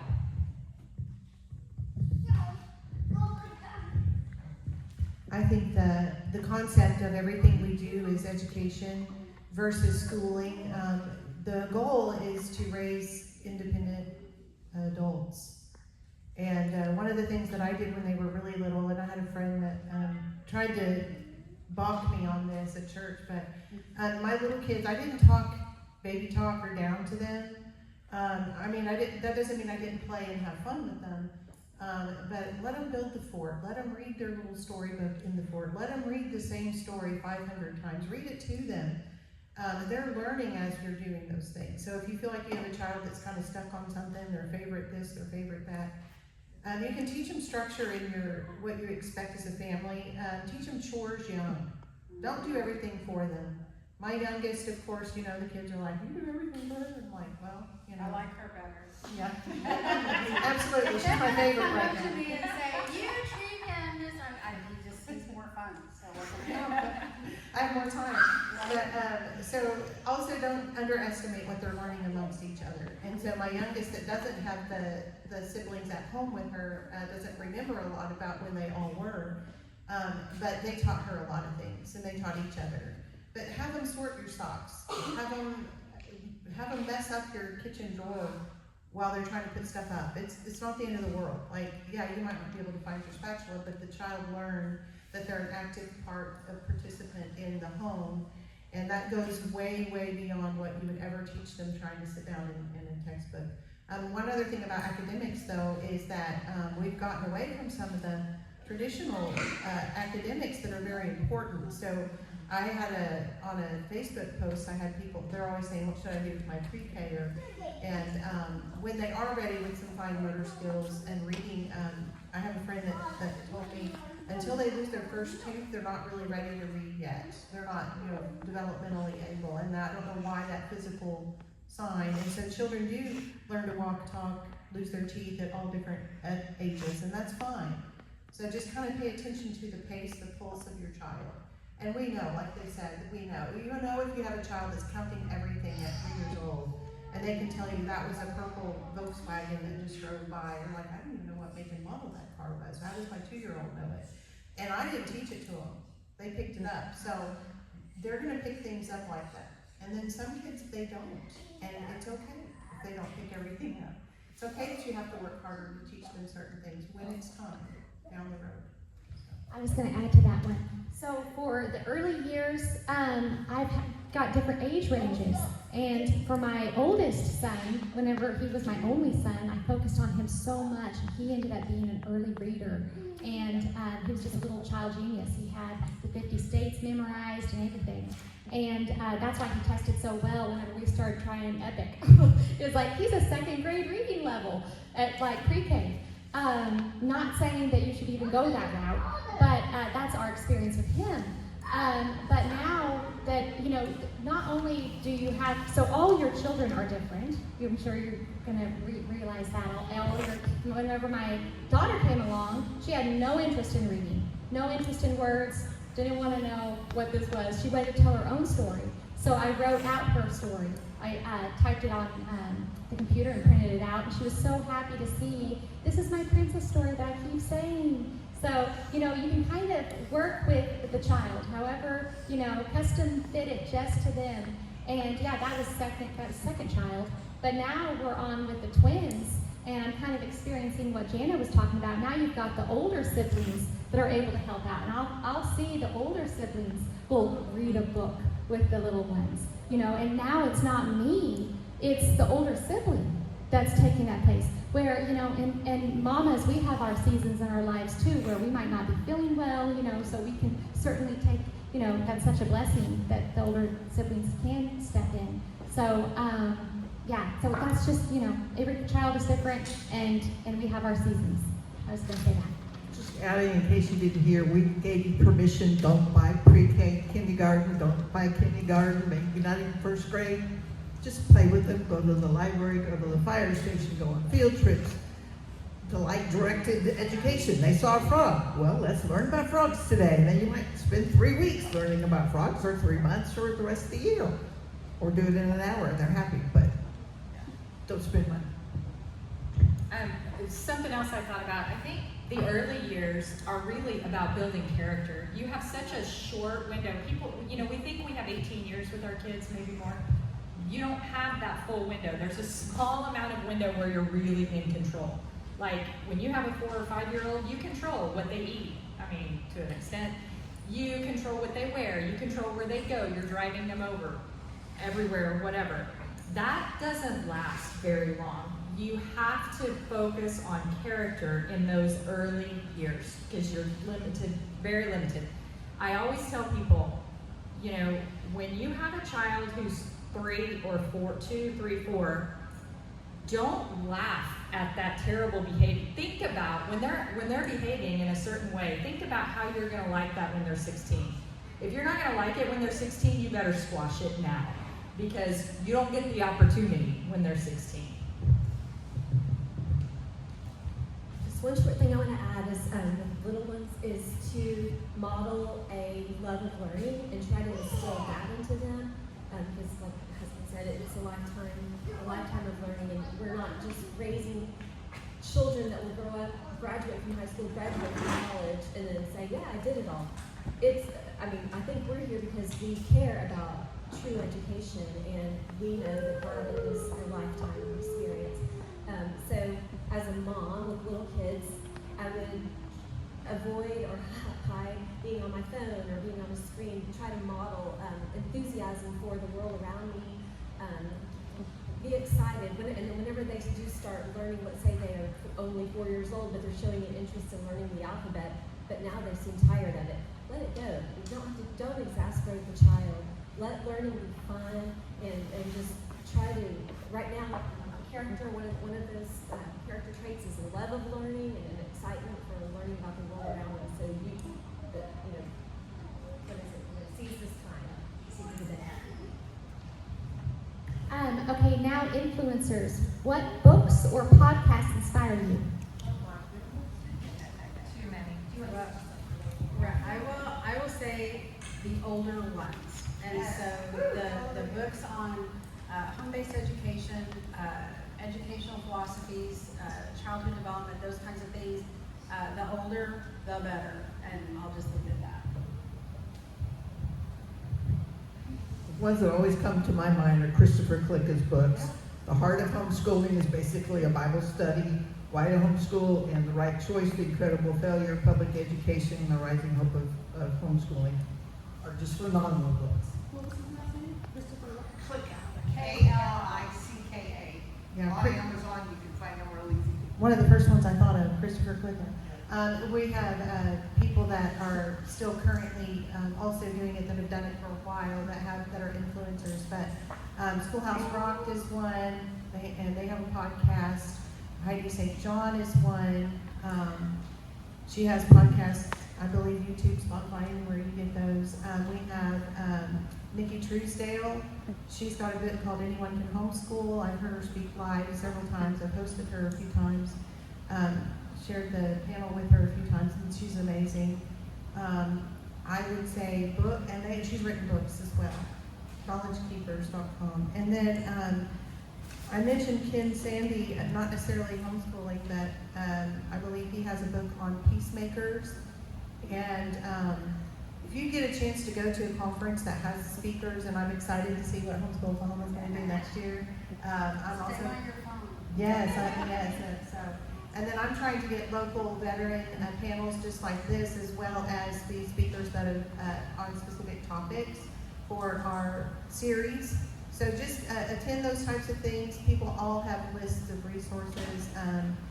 During the talk that we're going to do in June, we have a full page of resources. And then one other thing is, find yourself a good used bookstore.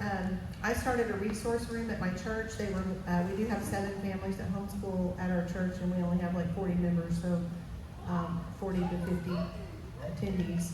And so it's been nice, but I have this room, and it's very unorganized. It's just me throwing a bunch of stuff people have given me, but there are so many of these resources in there that I haven't had a chance to fully read yet. Is it Susan McCullough?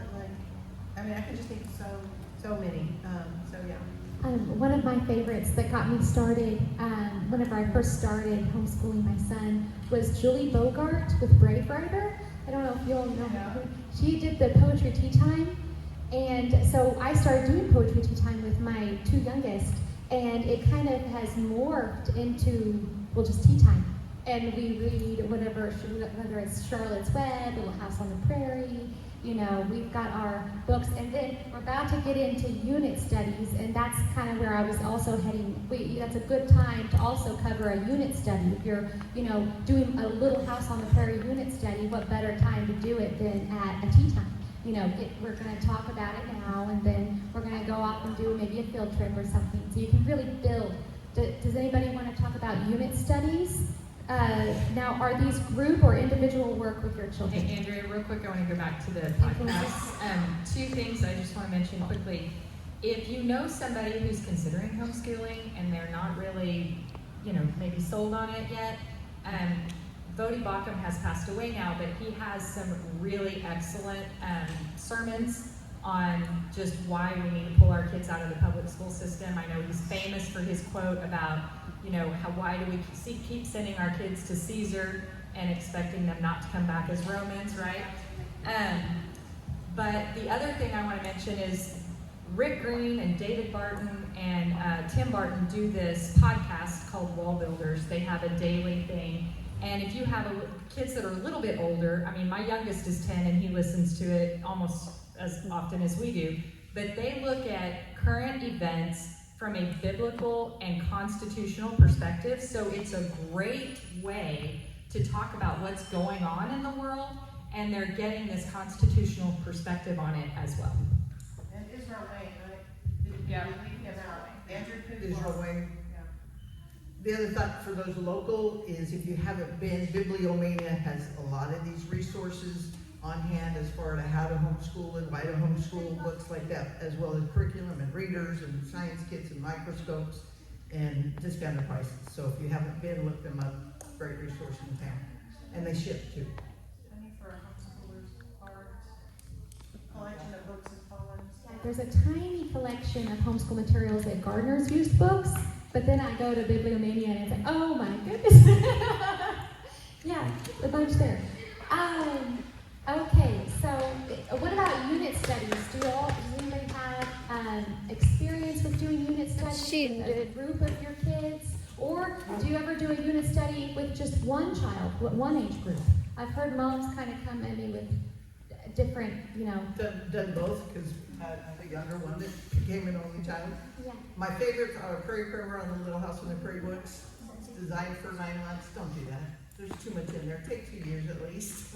Longer if you want to, but lots of fun and interaction, and you can do history and science and literature and Bible all together in one thing. And so it knocks out a lot, except for math, maybe phonics. And then for high school especially, I really like starting points from Cornerstone Curriculum. And it's basically the same. It's Bible, it's literature, it's history. One other thing I think. Really good, solid, and gets them to look at what do they believe and why do they believe it. To me, you have to look at the maturity of the kid. I taught one as a freshman. It was great. She was ready for it. And the other one, I waited until he was a senior because I was pushing, are you ready for this material yet? But those are my kind of two favorites. So I taught public school prior to having children, and up until my oldest was 3 years old. And that was one of the things that I loved about teaching in the classroom, was being able to do unit studies. I did everything by unit study. Or so my whole classroom might be on the theme of bears, for instance. We did our math, our science, our writing assignment, our poetry, everything around that topic. And then the next, 3 months later, I would focus on one on science. And we talked about like the cycles of science, the soil cycle, the lighting, like the sun and why, I taught in Alaska, so we had a completely different experience there, the sun cycle. But, so I started doing that when I started homeschooling. We used Abeka at first, which is very traditional. You get out your math book, you do the problems, you do the assignments, and then you do history and then language. And I found that it wasn't my teaching style. I wasn't enjoying it. My daughter said, that's not the way they did it at my private school. So we ended up balking that. And I went with sunlight because it kind of lent itself to the topic. So it was based on history usually. But each subject was part of that. So you're using kind of a Charlotte Mason approach, but using this curriculum was put together. And I soon abandoned the schedule. Instead of doing Monday, you have to read a little bit of this book, a little bit of this book, a little bit of that book. We just kind of made it like by the end of the week, we'll kind of be halfway through Johnny Tremaine. But I would let them take their unit interests, and we would write poetry. They would make up a play, because my kids are very creative. They want to be in theater, they want to make a song, they want to do a little dance, they want to do all this stuff. And so we would take a year sometimes to learn something in early American history. They would write their own stories. And so my kids will tease, even the state capitol. My daughter, when she was 10, she goes, Mommy, I finished everything for school today while you were talking to the legislators. And she had her little notebook, and she said, I looked at all the artwork, and I wrote down like composition ideas about the different contrasts of color. She was 10, but she knew that I was going to look at what they had accomplished in this learning lifestyle and call it school, put it down, as certain skills. And so I wrote all this. She said, I read all the things about the artwork that was on the wall, and that's civics, watching you on the floor, watching senators and legislators on the floor. And so it was just kind of funny how she did that. But that's how it morphed over the years. But unit studies were probably the core way that our learning style and my teaching style lended itself. It's real fun. It's easy to collect 40 books on mice, for instance. All your literature, all of your things that you play and pretend, and all your ages. Yeah, we like to do apples in the fall, things like that. My father's world. Okay. Next question. Field trip or event groups, are they in my area? Should I start my own? My field? Yes and yes. Yes. Yeah. Yeah. There are field, and then I often see this in like in Birmingham homeschoolers, moms will comment, check out the library, because the Tulsa City County Library has a references page where you can find, for some reason, they've got all this information on this. I don't know. Built that list. She's Okay, because I saw my Oklahomeschooling in there, and I'm like, how'd they know about me? So, I guess so. Then she puts it on. Okay, that's what it is. Okay, so you said she's a homeschool mom. Okay. Okay, that's helpful. Okay, yeah, very helpful. Okay, so field trip and event groups, like Jana said, are they in my area? Yeah, probably so, and which is great. And if you find one that sort of jives with you, knock yourself out.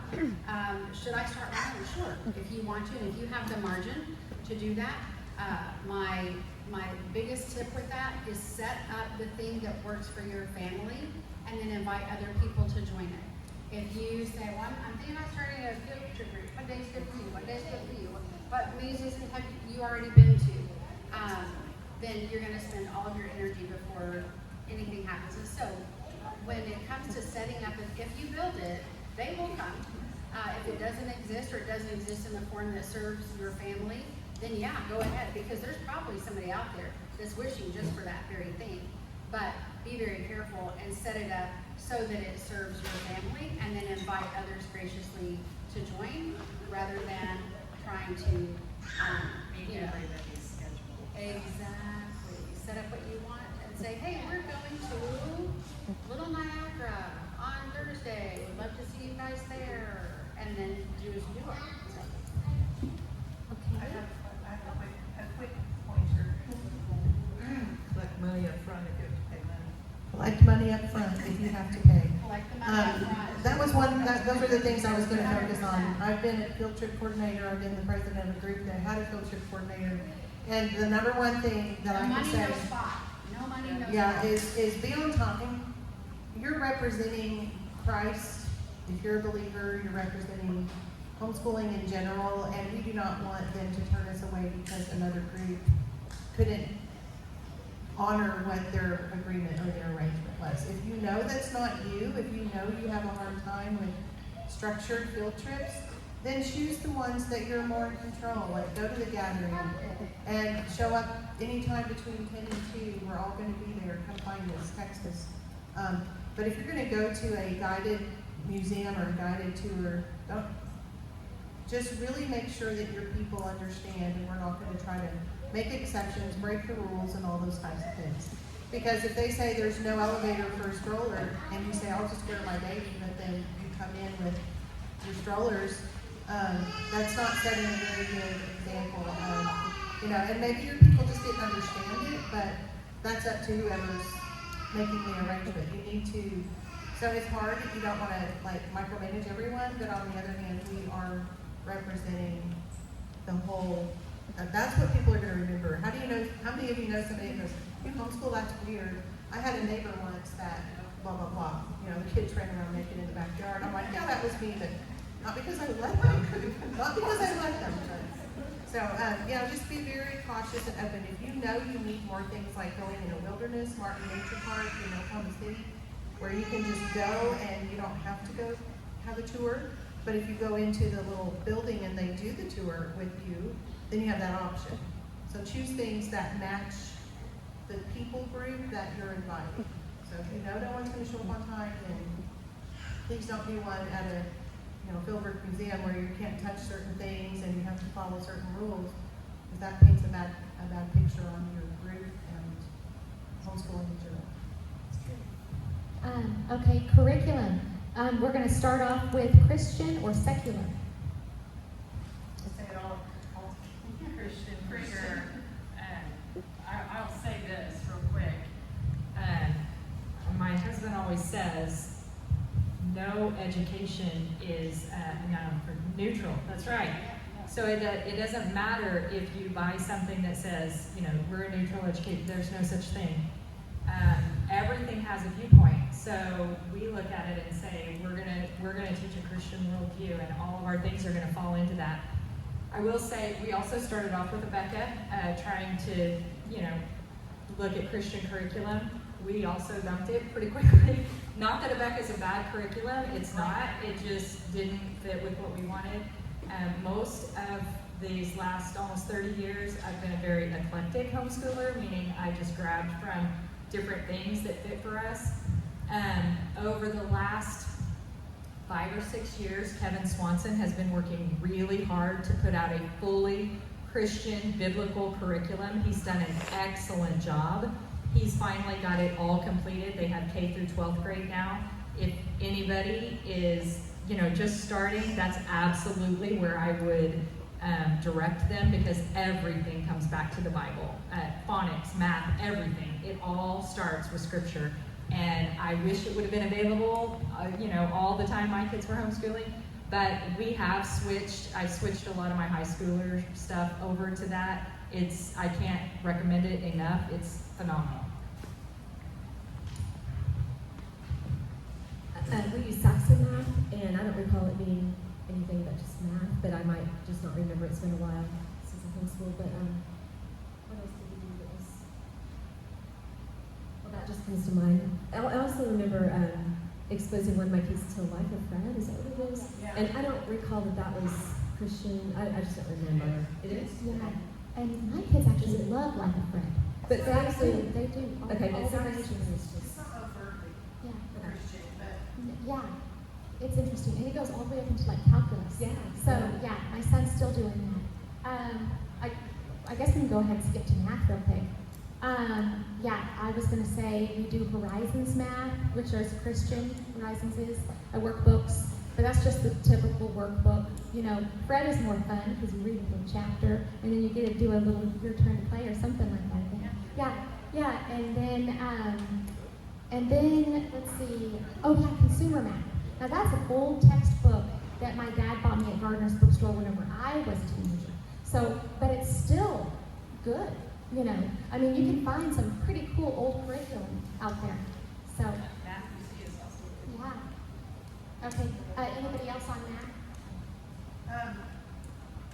I would just say that. Are we still on math? Okay, sorry.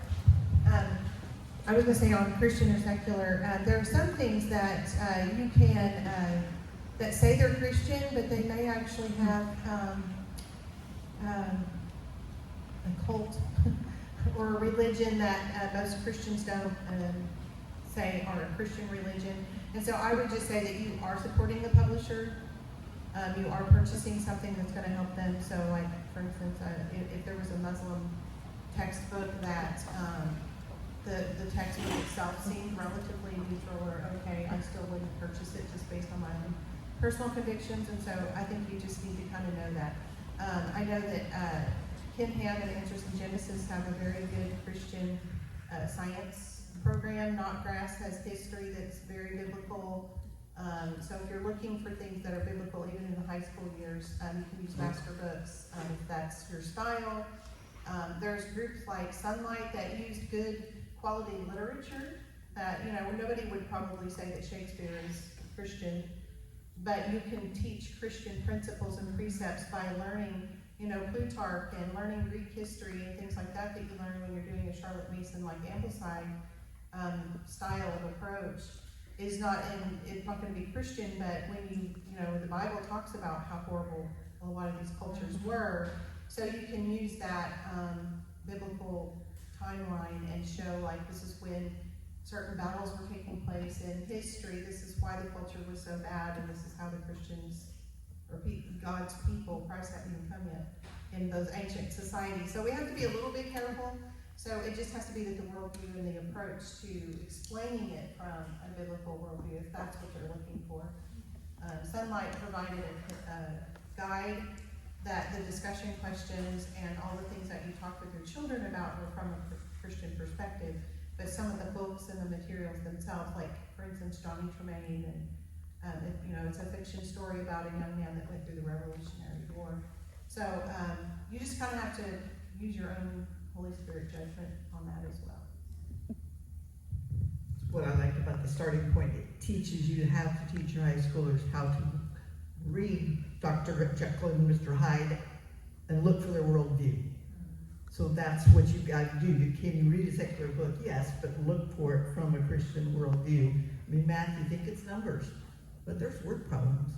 And I've seen some from math books that I don't want my children reading.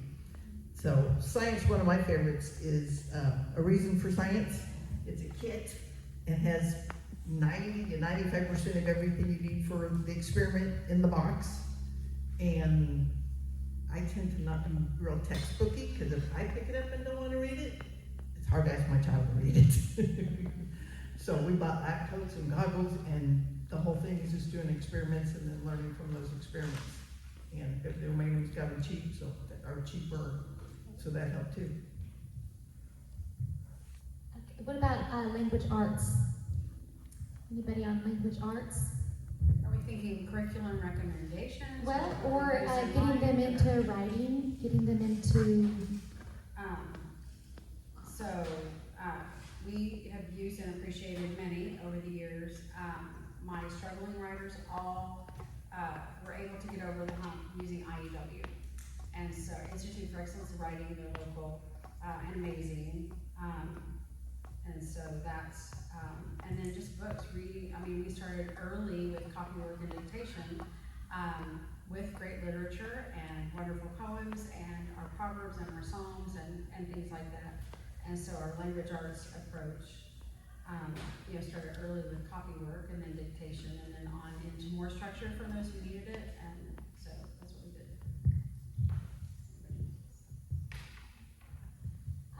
Okay, and what about history? I think that one. Well, I'm going to talk about my older child. So when he finished going through what we call required, this just came in today. I just remember this. He did the Mises Academy. Do you guys know what that is? It's not a homeschool. It can be for anybody, but they teach history, accurate history and Austrian economics and that sort of the nature of the state, that sort of thing. So it's philosophy, history, economics, and so I mean I probably shouldn't say too much about history right now, but I'm just going to close. I'll just say we used the history of the world. Anybody else on history? I liked history of the world as well. Also, as kids get older, American Vision has a really great history set that's very accurate. Government, they have a God and Government set that we absolutely loved. It's pretty intensive, so they need to be a little bit older before they go through it. Also, for high schoolers, Hillsdale College has free online courses that are phenomenal. They don't get college credit for it, but it's free and they're learning. So a lot of my kids have done several of those. They do end up getting like a certificate at the end, but those are two things that I really recommend. Go back to literature for a second. Another one that's similar to IAW but not quite as intense. So if you've got struggling writers, is Write Shop, and I love how to grade this. So I mean, something really hard to grade, especially your own kid writing. But did they do this? And did they have this? And do they have this? And then it also gives you a chance to give it back to them and let them make those corrections before their final grade. So that was a feature I liked. Oklahoma history, Joanna Bennett has a great book, According to Plan, that's a Christian-based Oklahoma history. And if you've got young ones, if you can still find, and could be a man might have, Hiram and the Rat Tails is just a fun book. Even my high schooler said, "Oh, we're doing Oklahoma history, Mom, you have to read that book again." I went, "Okay, you can do that." But it's just cute about the rats and being around in 1907 when Oklahoma became a state. Just a cute book about Oklahoma history. And Joanne Bennett is on the committee for the home education series that we're switching from the Expo to the series. And she's done a class every year for us and still sells her Oklahoma history book. And she teaches at a co-op hybrid in Oklahoma City. So it's fun to see her grandkids now are graduating from homeschool. So it's a lot of fun to meet the authors and then actually be a cohort with them and teach alongside them. I was going to say that concurrent enrollment is on here, but that's kind of what we're talking about with the older kids. Once they start approaching that age where you're ready to outsource some of it, I would find a good Christian worldview university. Some can be online. I know I work at Randall University and we teach everything from a Christian perspective. And so my son did his American government, American history, philosophy, apologetics. My youngest daughter did her apologetics. There is concurrent. Concurrent's typically cheaper than your actual regular college price. And so most schools will allow up to, I know we allow up to 25, possibly even 27 credits. So you're well on your way to even an associate's degree by the time you graduate. If your child isn't that assertive and the college classroom or the college online self-paced classes are a little more studious than your child, I mean, just taking one class at a time is very helpful as well. And so that's just a good option I found for my son way back in 2017.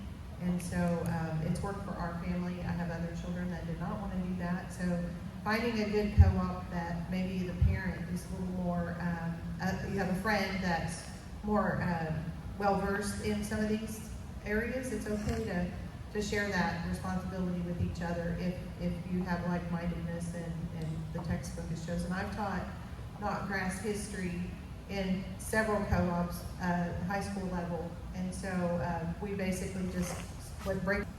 Don't be afraid to find resources, especially as they get older, where you need to spread your time out, maybe with your younger children as well. So unit studies are great for that. Mystery of History is a great one, and so is Tapestry of Grace. And I actually have a full copy of 2 units of Tapestry of Grace for free if anybody is looking for that. And going back to the dual credit, I don't know if I'm jumping ahead here, but Jana's right in that many of the colleges do limit how many credits they can get while they're still in high school. Some of my kids have done the Master's University in California. A lot of them will do online courses because they're basics, right? But Oklahoma Christian University, if anybody's interested in this, they actually have this program where you can start your child in 10th grade, and they have a full associate's degree. I have one child going through it right now. They have a full he'll graduate high school with an actual associate's degree in science, which will be helpful to him because he's wanting to go to med school. But so that's the only college that I know of that allows you enough credits to actually get Is that online? Is that online? So they are limited in what classes they have online. They allow their summer classes to be online, but during the fall and the spring, they don't have online classes. So if you're gonna actually get the associate's degree, they do have to go to Edmond during those fall and spring semesters.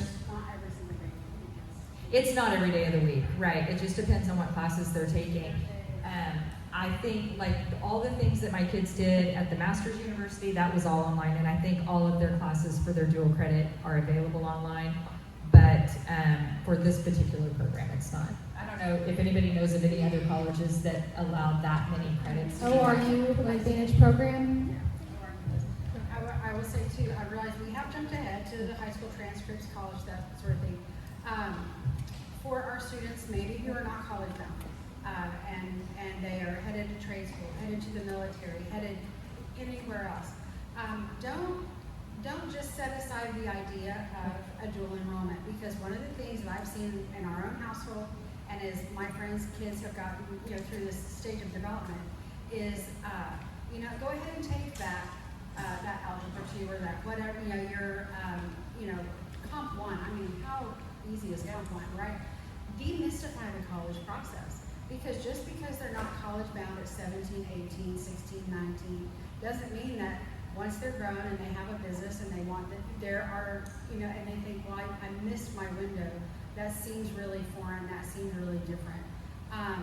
Demystify that a little bit. Say, we're gonna take that Spanish 1 class at ORU or whatever, and they get a full year of credit for 1 semester of work. That's a big selling point in my house. Like, wait a minute, I can do 1 semester of work and get my whole credit. But for your high school transcript. that's true. That's right. That's dual enrollment, right?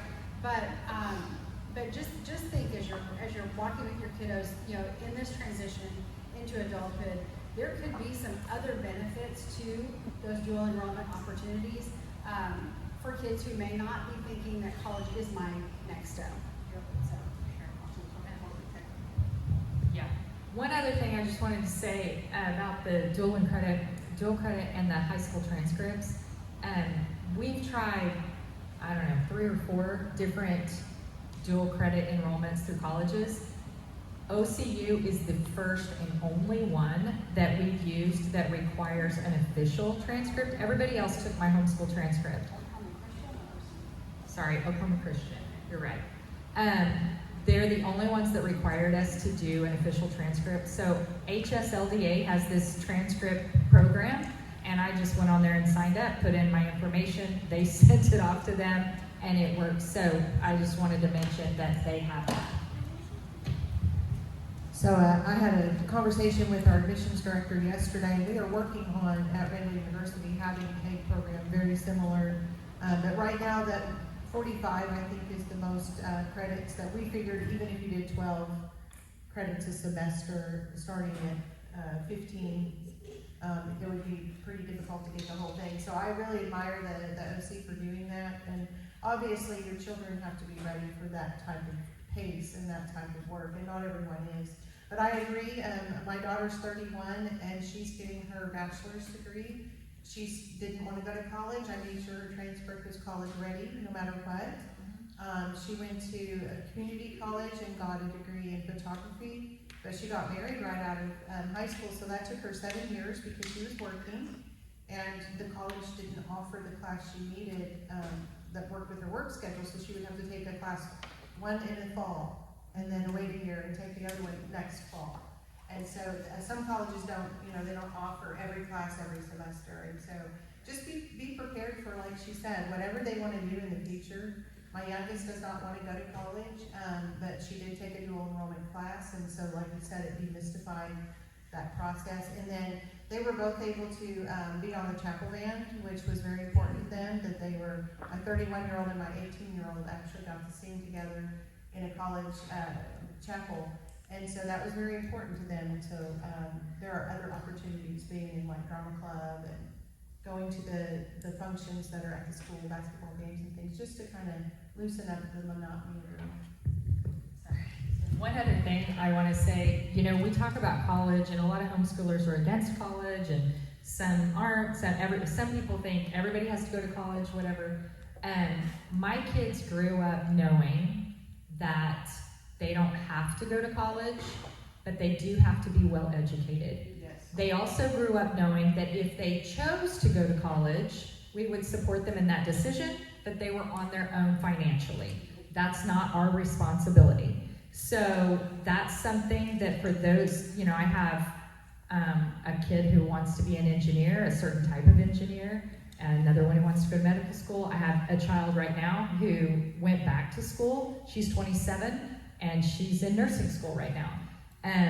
But they all knew that they needed to save up their own money for that. So many times, our kids, it's their first opportunity out away from the house, and it becomes, if parents are paying for it, maybe it's not quite as important. I'm not saying it's always that way, but we wanted our kids to know from the get-go and not be surprised.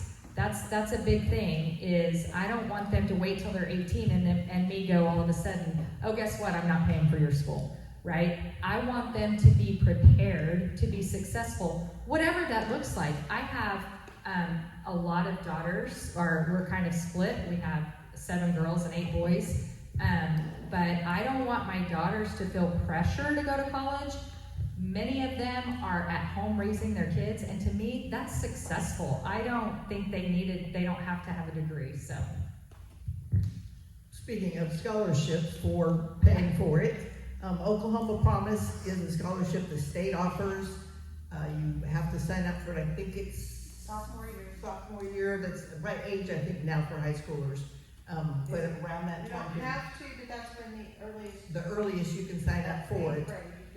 It's basically free tuition at any state school, or they'll take that amount and apply it to a private school. So you get the same money, it just looks different when you're going to there.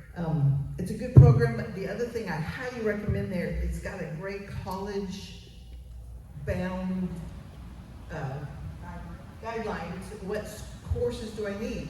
You can guarantee any school in Oklahoma, if you meet that, it's going to take your kid into college. Most other colleges, other places will too, unless you may be talking Harvard, Yale, something like that. So it's a nice one to look at in your freshman year. What do I need to teach? And have a plan. How many years of history? How many years of science? How many years of English? What are my electives that are going to be okay? And so it's a great guideline for high school. And then we did the same. My daughter wasn't interested in college, but I said, honey, you're taking algebra because I don't know what life is going to lead you later. And sure enough, 5 years out of high school, she wanted to take some drama classes at TCC, needed a transcript. I do have what's called the Saints Promise, and so if you do come to Randall University and you're on the Oklahoma Promise, which is an income-based program, we will match you up to $20,000, which is basic tuition. So they instituted that program, and then I have to brag on, some of you know the Burnetts, who've been actively involved in homeschooling for probably 30 years. He's a retired financial aid specialist, and he helped start the Oklahoma Promise, or helped get it going, and so he is now our financial aid advisor. So I'm so excited about that, but we know we're getting good advice from the homeschool side. Yeah, are there any concerns with the Oklahoma Promise like there are with the Oklahoma, Parental Choice Tax Credit? Not that I know of. We used it and it was fine. No overseeing of No. your education? You meet their requirements and they give you the money and it goes to the school. Okay. We actually signed up for it before it was legal for homeschoolers. So the very first year it became legal was my son's first year in college. I said, what are they going to do? Say no? They've already said no, but we did the paperwork and he got to use it for his school.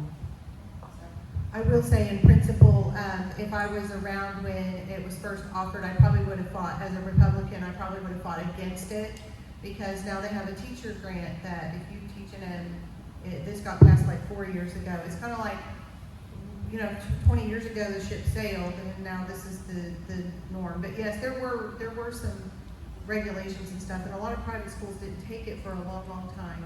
And so I feel like that you probably have to do some, I know you have to do certain things to stay accredited, to stay a recipient vendor. So like the state schools, they already knew they were following their standards and their recommendations to be paid by their Board of Regents. So it does give the Board of Regents a little bit more oversight. We are accredited by a Christian organization as well. So I don't know how they're managing that, but anytime you take money that was originally taxpayer dollars going into a coffer, there's going to be some kind of regulation and stuff that you have to do. Thankfully, right now in the Christian universities, they're still allowed to maintain their mission statement and their values, and still have that available for the families. Okay, let's see. Oh, we skipped extracurriculars and sports. Anybody want to talk about, we talked a little bit about the Tim Tebow bill earlier and how that is a concern with, public schools. I think we did cover that. I think we covered that actually earlier on. Okay, and we jumped into the college. Okay, does anybody have any questions? Is there anything we haven't? I think we covered everything. Yeah, you're welcome.